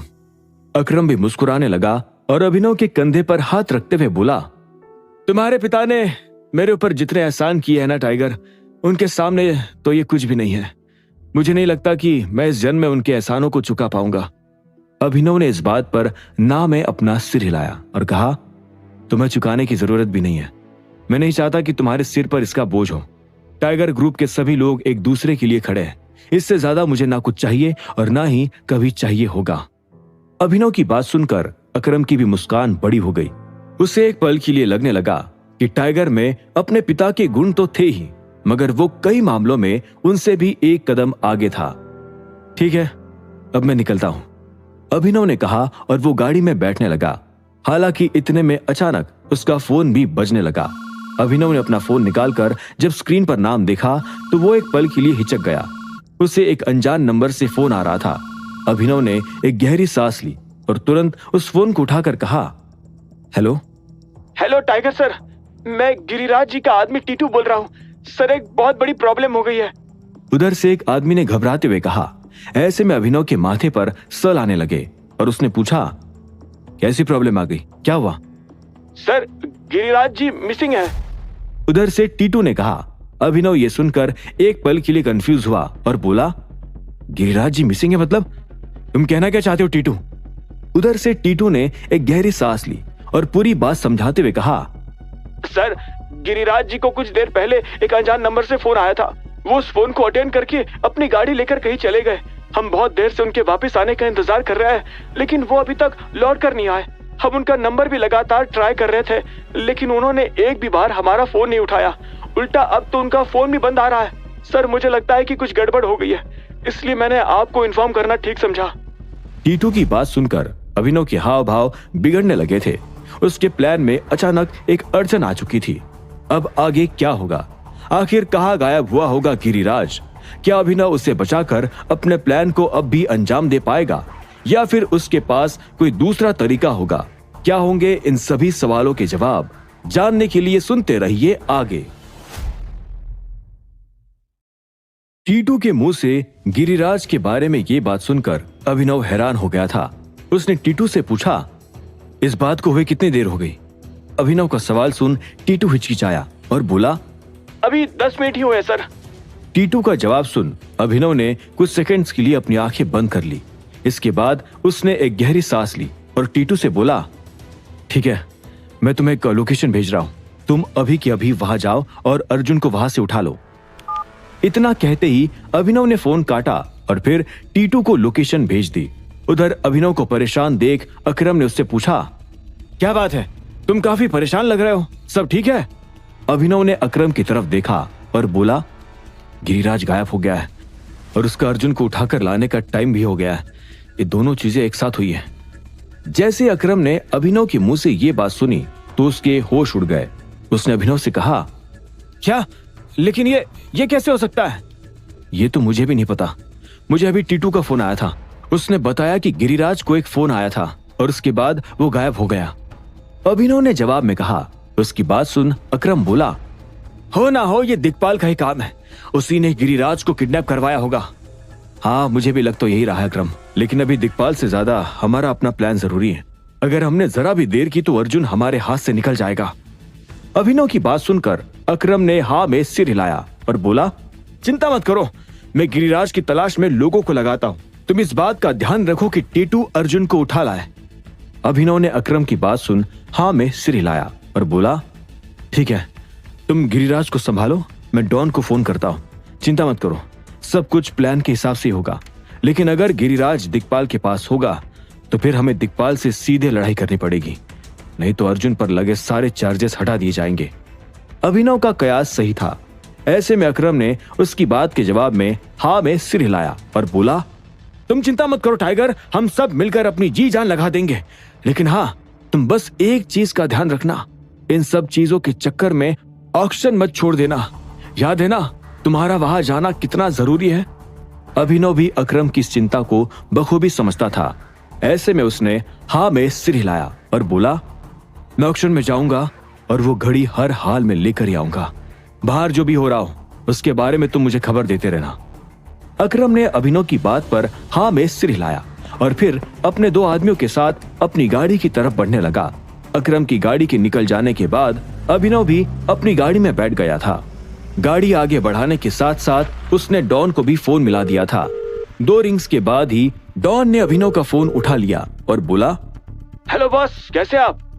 डॉन, तुम इस वक्त कहाँ हो? अभिनव ने सीधे मुद्दे पर आते हुए पूछा। बॉस, मैं और मेरे सारे आदमी लोकेशन पर ही खड़े हैं। हम लोग बस गिरिराज सर के बाहर आने का इंतजार कर रहे हैं। डॉन ने अभिनव की बात के जवाब में कहा।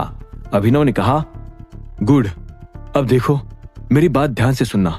हो सकता है कि तुम्हें गिरिराज बाहर आता हुआ नजर ना आए, लेकिन उसकी टीम जरूर बाहर आएगी। तुम और तुम्हारे आदमी इस बात का खास ख्याल रखना कि वो लोग सही सलामत अपनी लोकेशन पर पहुंच जाए। ठीक है बॉस, काम हो जाएगा, डॉन ने कहा।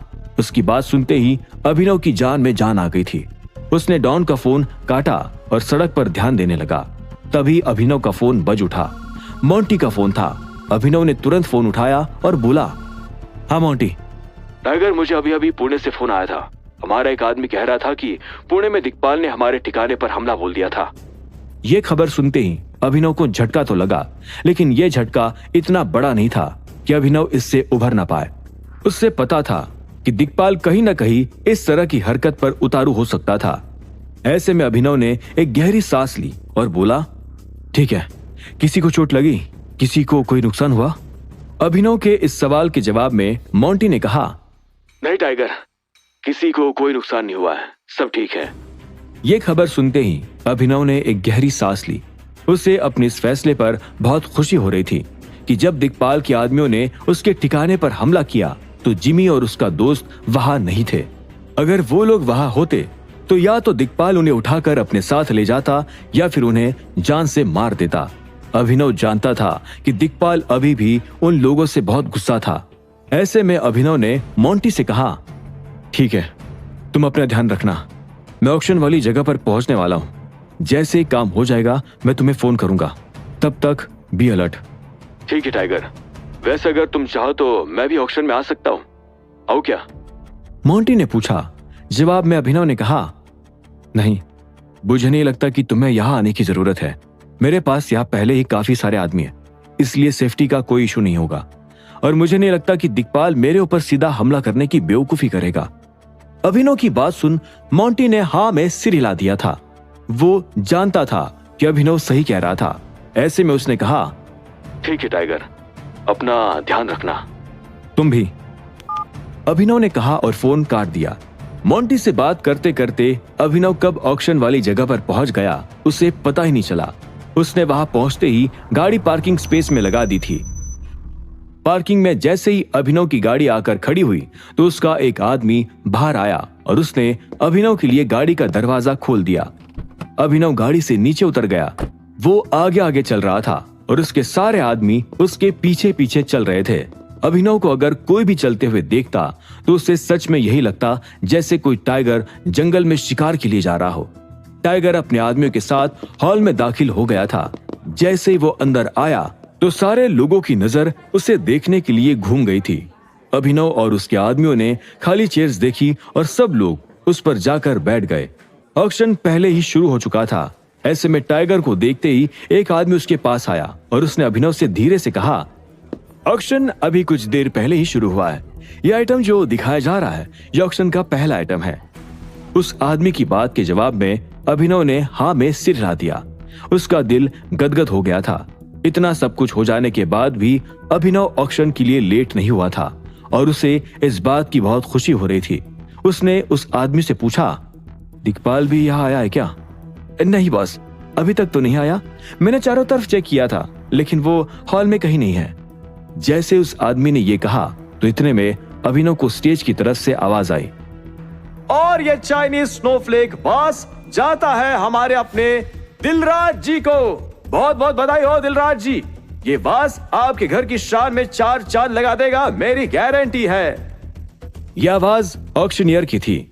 उसके इतना कहने के बाद हॉल में कुछ देर तक सन्नाटा छा गया था। सब लोग अगले आइटम के बाहर आने का बेसब्री से इंतजार कर रहे थे। उस इंतजार में सब लोग उस आदमी की तरफ देख रहे थे जो ऑक्शन को कंडक्ट कर रहा था।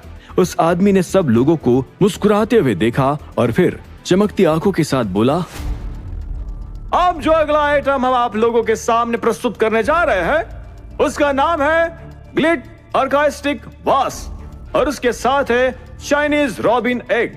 इस वास की सबसे खास बात यह है कि इसका जो बेस है वो नीले रंग के सुंदर सुंदर अंडे जैसे दिखने वाले डायमंड्स पर टिका हुआ है।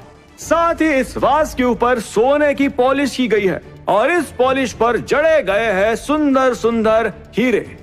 इस वास की कीमत है 2 करोड़ रुपए। तो बताइए आप में से सबसे पहले कौन इसके लिए बोली लगाना चाहेगा?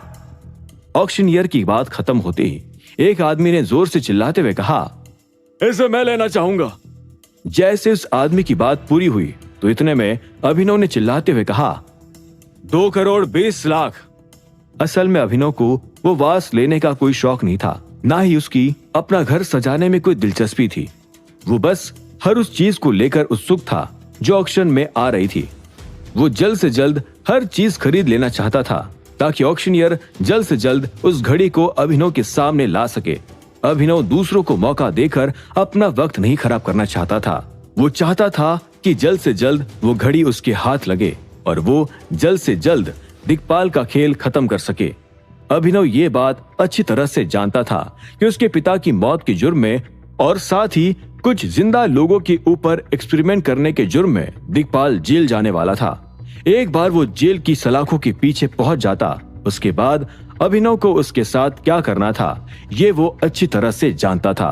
अभिनव ये सब सोच ही रहा था कि तभी उसे पीछे से अपने एक आदमी की आवाज आई।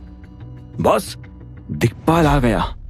अभिनव अपने आदमी के मुंह से ये बात सुनते ही तुरंत अपने ख्यालों से बाहर आ गया। उसने पलटकर देखा तो पाया कि दिक्पाल अपने आदमियों के साथ ऑक्शन हॉल के अंदर दाखिल हो रहा था। जैसे ही अभिनव की नजर दिक्पाल पर पड़ी तो उसके मन में एक ख्याल कौंधा। उसने अपने आप से कहा, हो सकता है कि ऑक्शन में जो घड़ी आ रही है वो असली हो। अभिनव जानता था कि अगर घड़ी नकली होती तो दिक्पाल वहां कभी नहीं आता। ऐसे में उसने तुरंत अपना फोन निकाला और सबसे पहले टीटू को फोन मिला दिया। काफी देर तक घंटी बजती रही, लेकिन टीटू ने अभिनव का फोन नहीं उठाया। ऐसा क्या हो गया जो टीटू मेरा फोन नहीं उठा रहा? अभिनव ने अपने आप से पूछा। उसे कुछ अजीब लग रहा था। उसे लग रहा था कि उसका प्लान फेल हो गया है। नहीं, ऐसा नहीं हो सकता। अभिनव ने दोबारा अपने आप से कहा और उसके बाद उसने सीधा अकरम को फोन मिला दिया। जब काफी देर तक घंटी बजती रही तो अभिनव को लगा कि शायद अकरम भी उसका फोन नहीं उठाने वाला था, लेकिन इससे पहले कि अभिनव फोन काटता, अकरम ने उसका फोन उठा लिया और बोला, हेलो टाइगर। अकरम, उधर सब ठीक है? अभिनव ने तुरंत पूछा।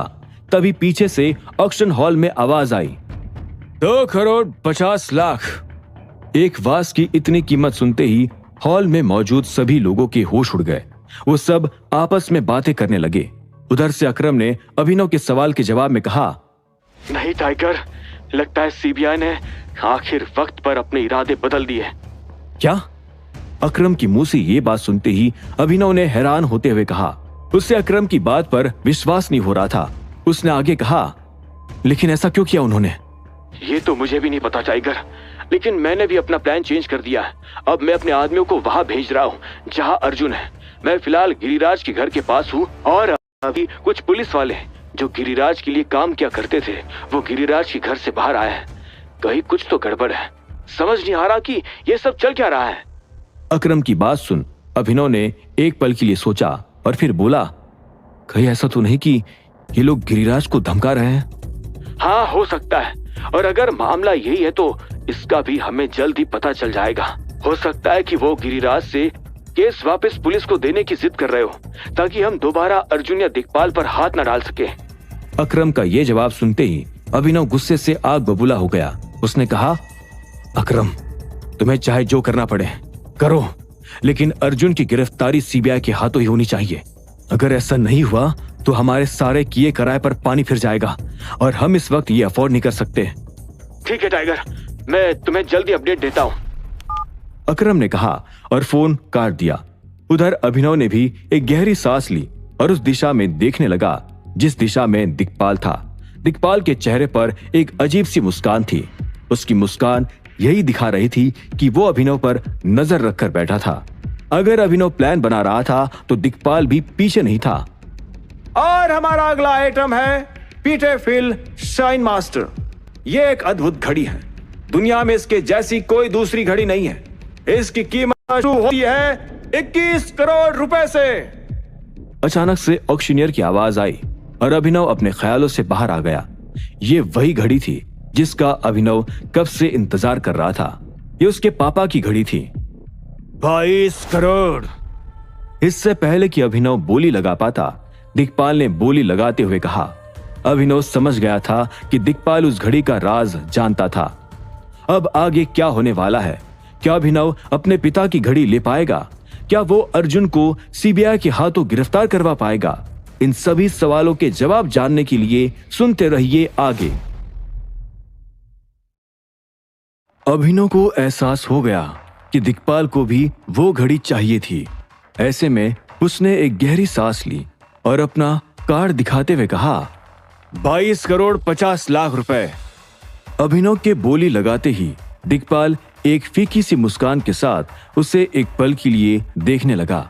अभिनव ने भी जब उससे नजरें मिलाई तो उसका खून गर्म हो गया। दिक्पाल की मुस्कान देखकर उसका गुस्सा किस हद तक जा सकता था यह अभिनव खुद भी नहीं जानता था। मन तो कर रहा है कि हरामखोर का जबड़ा तोड़कर अलग कर दूं। अभिनव ने अपने आप से कहा। उसकी सहन शक्ति अब खत्म हो रही थी। वो जल्द से जल्द दिक्पाल को ठिकाने लगाना चाहता था और उन सभी का बदला लेना चाहता था जिन्हें दिक्पाल ने कभी तकलीफ दी थी। हालांकि फिलहाल दिक्पाल को वैसे ही एक सदमा लगने वाला था जब वो देखता कि उसके बेटे अर्जुन का क्या हाल हो चुका था। तो दिक्पाल की सांसें अटक जाती। जो सजा अभिनव ने अर्जुन को दी थी वो मौत से भी बदतर थी। दिक्पाल अपने सपने में भी नहीं सोच सकता था कि उसके बेटे की आंख इस कदर बर्बाद हो सकती है। और चूंकि अर्जुन कस्टडी से बाहर नहीं निकलने वाला था, इसलिए दिक्पाल के लिए उसका ट्रीटमेंट करवाना भी नामुमकिन था। ऐसे में अर्जुन अपनी जिंदगी अब सिर्फ एक आंख के दम पर गुजारने वाला था। अच्छा हुआ जो अनन्या ठीक हो गई, नहीं तो साले की दूसरी आंख भी खत्म कर देता, अभिनव ने अपने आप से कहा। उसने अर्जुन के साथ जो कुछ भी किया था उसे उसका रत्ती भर भी मलाल नहीं था। वो जानता था कि अर्जुन जैसे आदमी के लिए इस तरह की सजा भी अपने आप में कम थी। ऐसे में वो उसे जितना नुकसान पहुंचाता, अभिनव को उतनी ही संतुष्टि मिलती।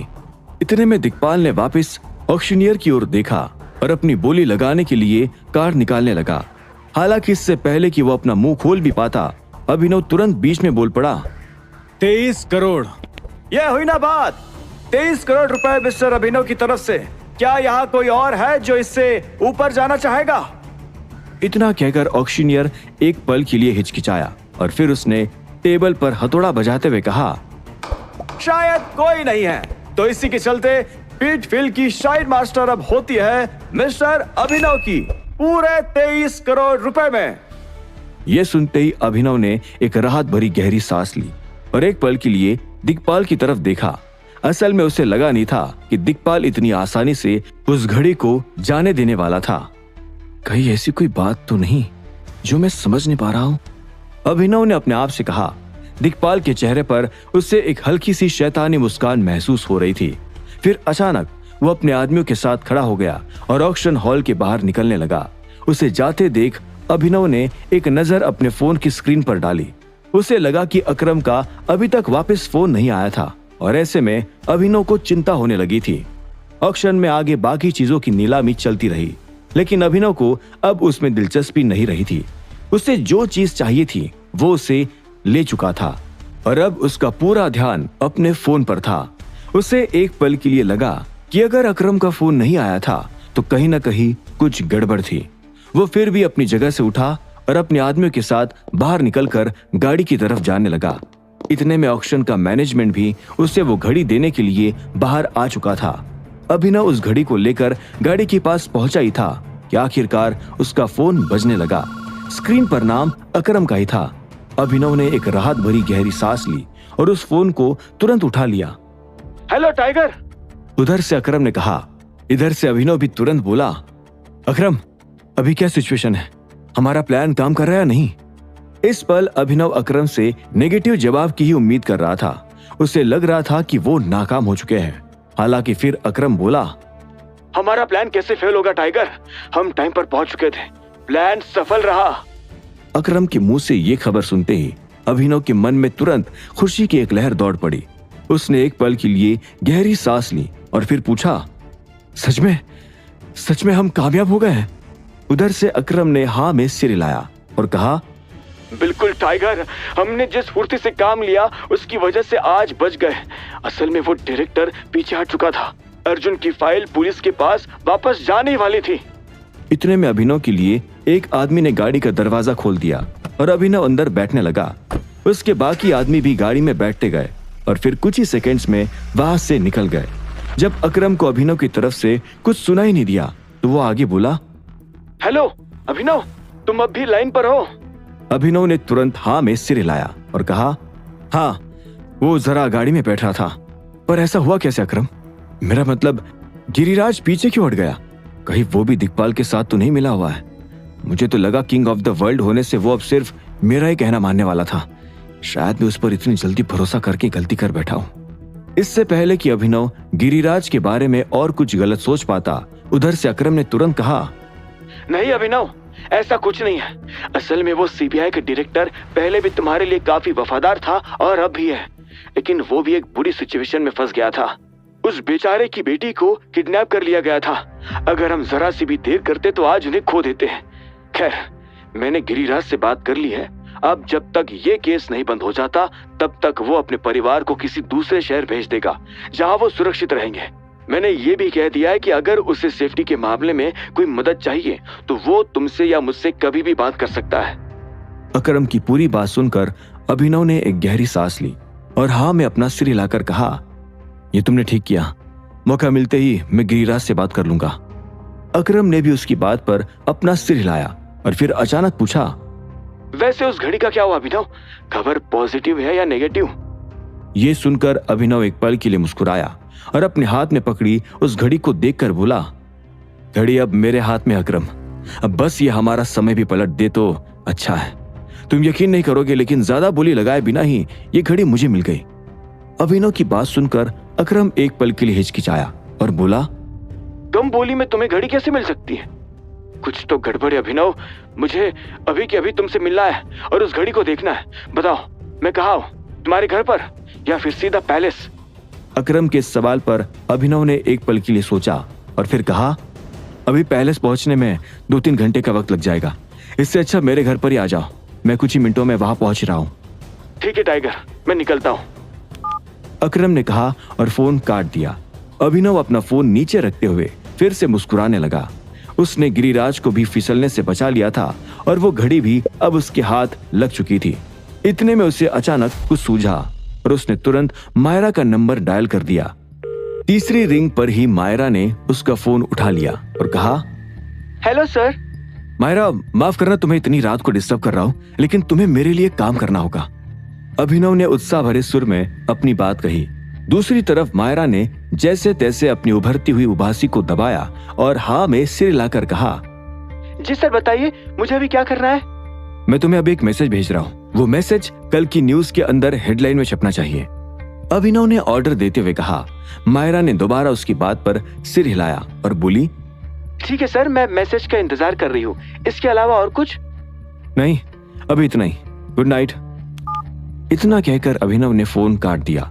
उसने अगले कुछ मिनटों में मायरा को हेडलाइन का मैसेज भी भेज दिया और उसके बाद ही एक लंबी राहत भरी सांस ली।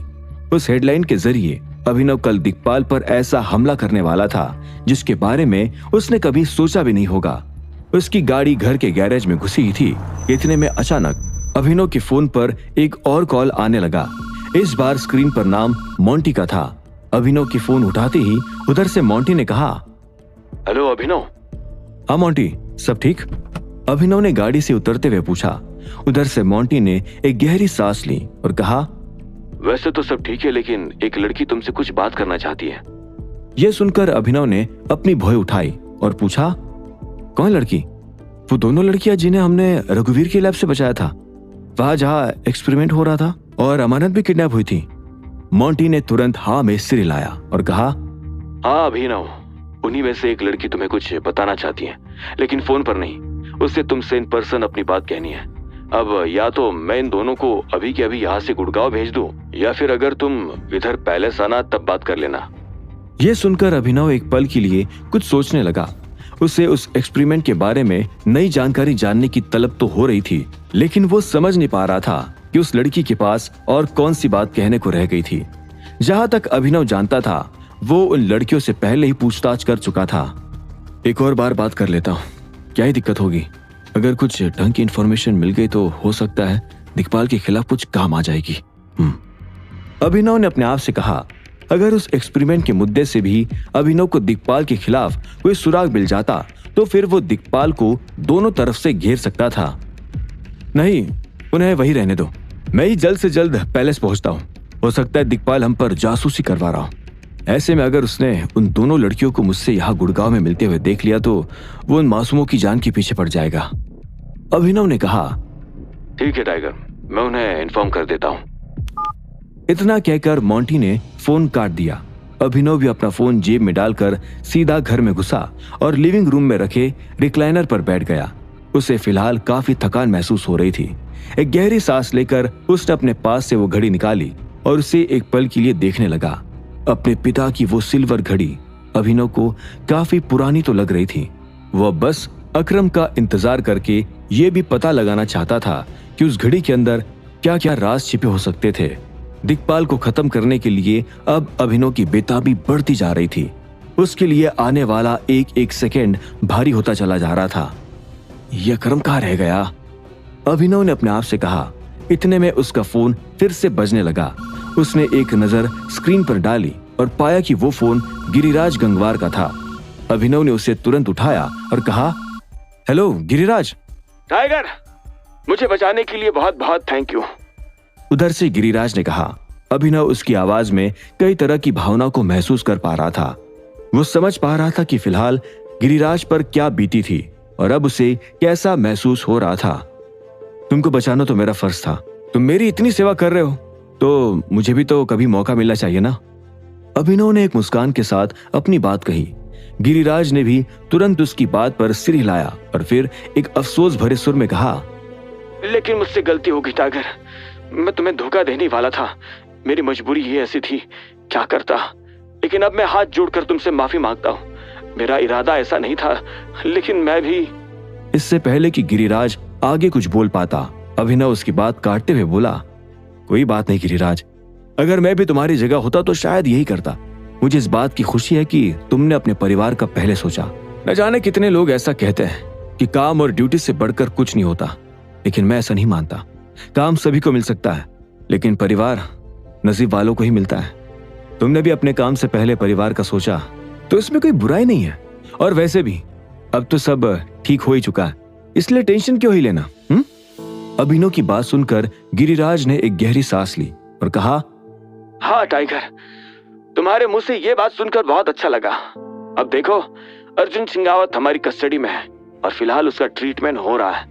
इस बार उसके केस को मैं और भी सख्ती से लूंगा। मैं दिक्पाल को बता दूंगा कि उसकी हमारे सामने कोई औकात नहीं है। अब आगे क्या होगा? अर्जुन के हाथ से निकल जाने पर अब दिक्पाल क्या करेगा? आखिर एक्सपेरिमेंट से जुड़ी वो लड़की अभिनव को क्या बताना चाहती होगी और क्या छिपा होगा उस ऑक्शन में खरीदी घड़ी के अंदर? क्या होंगे इन सभी सवालों के जवाब? जानने के लिए सुनते रहिए आगे। गिरिराज की बात सुनकर अभिनव मुस्कुराया और बोला, मैं जानता हूं गिरिराज, तुम अपने काम में माहिर हो। तुम्हारे रहते मुझे अर्जुन की चिंता करने की जरूरत है ही नहीं। और हाँ, चिंता से याद आया, मैंने अकरम से सुना कि तुम अपने परिवार को कल शहर से दूर भेजना चाहते हो। अभिनव की बात पर गिरिराज ने हाँ में सिर हिलाया और कहा, हाँ टाइगर, ये केस मुझे खतरे से खाली नहीं लग रहा। मैं अब अपनी फैमिली को लेकर और रिस्क नहीं ले सकता हूँ। इसलिए जब तक कुछ सेटल नहीं हो जाता, मेरा परिवार दिक्पाल और उसके आदमियों से दूर रहे तो ही अच्छा है। गिरिराज की बात पर अभिनव ने भी सिर हिलाया और कहा, तुम्हारी चिंता जायज है। अपने परिवार को लेकर तुम्हें कोई भी मदद चाहिए हो तो मुझसे कहने में हिचकिचाना मत गिरिराज। वो जहाँ चाहे मैं वहां उनके रहने खाने का इंतजाम करवा दूंगा। ठीक है टाइगर, अगर कुछ भी प्रॉब्लम आई तो मैं तुम्हें इन्फॉर्म कर दूंगा। उधर से गिरिराज ने कहा। अभिनव दोबारा मुस्कुराया और बोला, बढ़िया, चलो फिर बाद में बात करते हैं। Good night.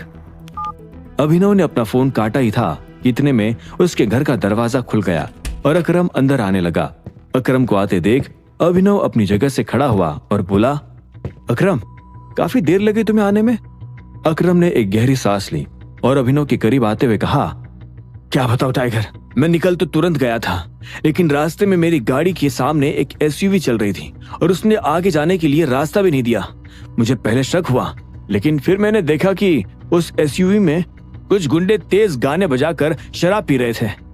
अभिनव ने यह सुनकर अपनी भौहें तानी और कहा, अच्छा फिर क्या हुआ? अकरम हल्का सा हंसा और बोला, फिर क्या होना था टाइगर, मैंने पुलिस को फोन लगाया और अगले सिग्नल पर उन गुंडों की सवारी उनकी एसयूवी से बदलकर पुलिस की जीप हो गई। मुझे यहाँ आने की जल्दी थी, नहीं तो मैं खुद उन्हें थोड़ा तमीज में रहना सिखाना चाहता था। अभिनव भी ये सुनकर हंसने लगा और बोला, लगता है दिक्पाल से कुछ लोग बहुत इंस्पायर हो रहे हैं। हमें उसे जल्द से जल्द मुंह के बल गिराना होगा ताकि इन छोटे मोटे गुंडों की भी अकल ठिकाने आ जाए। अकरम ने तुरंत अभिनव की बात पर हाँ में सिर हिलाया और कहा, इसके लिए पहले उस घड़ी में देखते हैं कि क्या है, मुझे जरा वो घड़ी दो। अभिनव ने हाँ में सिर हिलाया और अपने पास से वो घड़ी निकालकर अकरम को थमा दी। अकरम उसे काफी बारीकी से देखने लगा था। वो घड़ी के एक एक हिस्से को छूकर ये भी महसूस करना चाहता था कि उसका मटेरियल ओरिजिनल था या नहीं। उसने फिर उस घड़ी को थोड़ा मोड़ना और उसके डायल को घुमाना भी शुरू कर दिया। अपनी पूरी जांच खत्म करने के बाद ही अकरम ने एक गहरी सांस ली और अभिनव की तरफ देखकर आगे कहा, कुछ गड़बड़ है अभिनव। ये सुनकर अभिनव ने अपनी भौहें उठाई और पूछा, कैसी गड़बड़? अकरम ने इसका कोई जवाब नहीं दिया और वो फिर से घड़ी के साइड में लगे एक स्विच को घुमाने लगा। अकरम फिर उस घड़ी को अपनी आंखों के करीब लेकर आया और उसे एक पल के लिए गौर से देखकर बोला, अभिनव, ये घड़ी नकली है। अकरम के मुंह से ये बात सुनकर अभिनव हक्का बक्का रह गया था। उसने एक पल के लिए अपनी पलकें झपकाई और पूछा, घड़ी नकली मतलब? अकरम ने इस पर एक हताशा भरी गहरी सांस ली और कहा, मतलब हमें बेवकूफ बनाया गया है अभिनव। ये घड़ी वो घड़ी नहीं है जो तुम्हारे पिता पहना करते थे, ये उसकी एक नकल है। ये सुनकर अभिनव ने एक पल के लिए कुछ सोचा और फिर शक भरे सुर में कहा, लेकिन नकली आइटम्स ऑक्शन में कैसे बिक सकते अकरम? अकरम ने इस सवाल पर एक पल के लिए सोचा और फिर उस घड़ी को देखकर कहा, क्योंकि ये वैसी नकली नहीं है जैसी तुम समझ रहे हो। ये घड़ी असली है, लेकिन ये वो नहीं है जो संजय के पास थी। ये उसके जैसी ही दिखती है, इसलिए इसे एक इमिटेशन कहा जा सकता है। ऐसा लग रहा है कि ये उसी डिजाइन का कोई सेकंड एडिशन है। अकरम का जवाब सुनकर अभिनव असमंजस में पड़ चुका था। वो एक पल के लिए समझ नहीं पाया कि उस घड़ी का क्या चक्कर था। वो नकली होते हुए भी असली थी, लेकिन असली होते हुए भी उतनी असली नहीं थी जितनी अभिनव चाहता था। ऐसे में उसे लग रहा था कि उसके साथ एक बहुत ही बड़ा खेल खेला गया था। क्या इसी वजह से दिक्पाल ने इस घड़ी को इतनी आसानी से जाने दिया? ऑक्शन से निकलते वक्त उसके चेहरे पर इस घड़ी को हारने की कोई फिक्र भी नजर नहीं आ रही थी। अभिनव ने एक पल के लिए अपने आप से कहा और वो फिर तुरंत अकरम को देखकर आगे बोला, अकरम, अगर ये घड़ी वो नहीं है जो हमें चाहिए, तो कहीं असली घड़ी यानी मेरे पापा की घड़ी दिक्पाल के पास ही तो नहीं है? अभिनव की बात सुनकर अकरम ने एक गहरी सांस ली और कहा, ऐसा मुमकिन तो है अभिनव, लेकिन अगर घड़ी वाकई में उसी के पास है तो वो उसे अब तक तबाह भी कर चुका होगा। ऐसे में हम उस टूटी घड़ी से कोई रिकॉर्डिंग निकाल भी नहीं पाएंगे। अकरम का जवाब सुनकर अभिनव ने अपना सिर पकड़ लिया और वो वापस पीछे लगे सोफे पर बैठ गया। उसे अचानक बहुत थकान महसूस होने लगी थी। उसे ऐसा लग रहा था कि वो दिक्पाल की चाल में फंसकर अपना वक्त और पैसा दोनों बर्बाद कर चुका था। वही दिक्पाल ने ये चाल सिर्फ इसलिए चली थी ताकि वो अर्जुन को बाहर निकलवा पाए। अभिनव को एहसास हो गया कि इस ऑक्शन में उस घड़ी को बिकवाने के पीछे दिक्पाल का ही पूरा हाथ था। उसे एक पल के लिए ये भी लगा कि दिक्पाल ने अभिनव को वो नकली घड़ी बेचकर उल्टा उसके 23 करोड़ रुपए भी ऐंठ लिए थे। मुझे इस पर थोड़ी और रिसर्च करनी होगी टाइगर, क्या पता हमें कोई नई इंफॉर्मेशन मिल जाए। वैसे भी अब वक्त हाथ से निकलता जा रहा है। अकरम ने अभिनव की तरफ देखकर कहा। हालांकि अभिनव ने एक गहरी सांस लेकर ना में अपना सिर हिलाया और कहा, कोई जरूरत नहीं अकरम, जो कुछ भी हुआ है उसके बारे में दिक्पाल पहले से जानता था। वो एक सपेरे की तरह अपने प्लान की धुन बजाता गया और हम सांप बनकर उस पर नाचते गए। इसमें गलती हमारी थी। हम ही सांप की तरह बेसब्री में पागल होकर अपने होश पूरी तरह से खो बैठे थे। ये सुनकर अकरम ने एक और हताशा भरी गहरी सांस ली और बोला, मैं जानता हूं टाइगर, और मैं ये भी जानता हूं कि इसमें पूरी गलती मेरी है, लेकिन तुम चिंता मत करो। मैं इस मसले की जड़ तक जाऊंगा और पता लगाऊंगा कि किसने हमारे साथ किस तरह का खेल खेला है। अकरम का दिलासा सुनकर अभिनव एक गुस्से भरी गहरी सांस लेने लगा।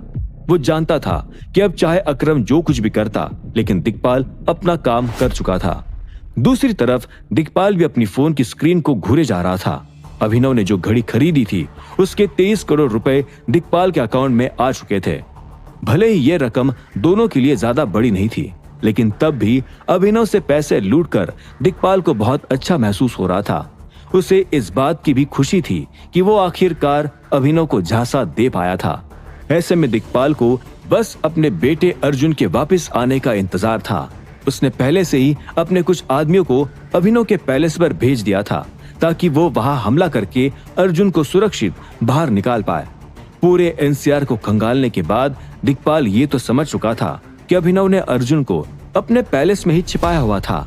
इसलिए उसने न सिर्फ उसके पैलेस को अपना पहला टारगेट बनाया, बल्कि वहां पर हमला करने के लिए भी अपने सबसे बेहतरीन आदमियों को चुना।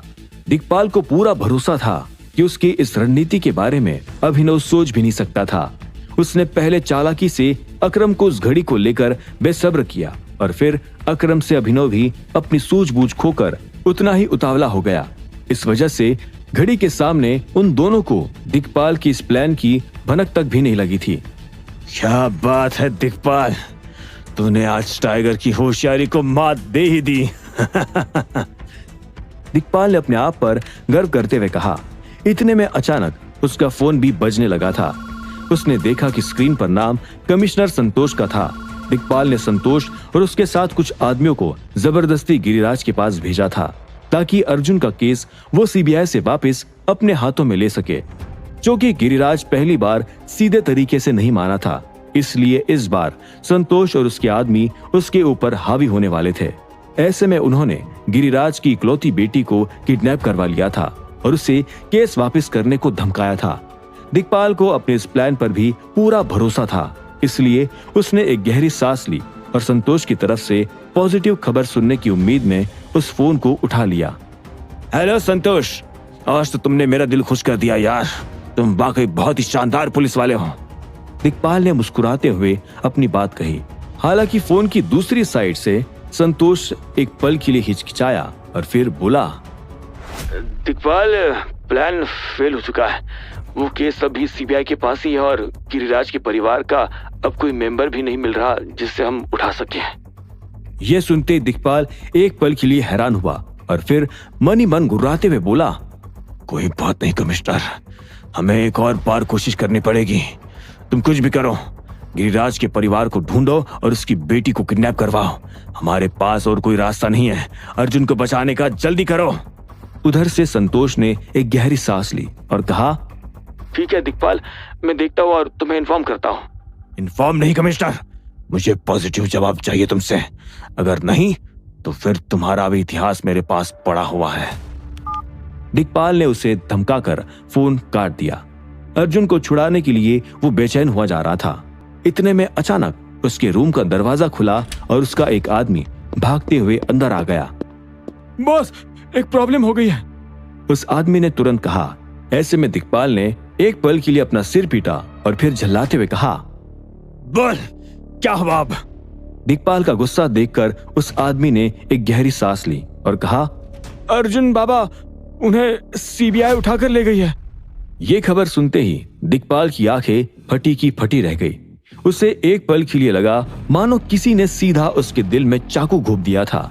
इससे पहले कि वो कुछ सोच समझकर बोल पाता, उसके आदमी ने ही आगे कहा, और एक इससे भी बुरी खबर है बॉस। अर्जुन बॉस अब सिर्फ अपनी बाई आंख से देख रहे हैं। क्या? दिक्पाल कंफ्यूज होते हुए आगे बोला, क्या कहा तुमने अभी? अर्जुन क्या देख रहा है? ये सुनकर उस आदमी ने अपनी नजरें झुका ली और वो आगे बोलने से हिचकिचाने लगा। उसे समझ नहीं आ रहा था कि वो अर्जुन का हाल बताने के लिए ऐसे कौन से शब्दों का इस्तेमाल करे जिससे दिक्पाल को कम से कम गुस्सा आए। हालांकि उसे चुप देख दिक्पाल अचानक उस पर भड़कते हुए फिर से बोला, अबे बोल ना साले, ये 2 थप्पड़ खाकर मुंह खोलेगा अपना। ऐसे में उस आदमी ने तुरंत अपना थूक निकला और कहा, अर्जुन बाबा अपनी एक आंख खो चुके हैं। ये सुनकर दिक्पाल के हाव भाव फीके पड़ने लगे।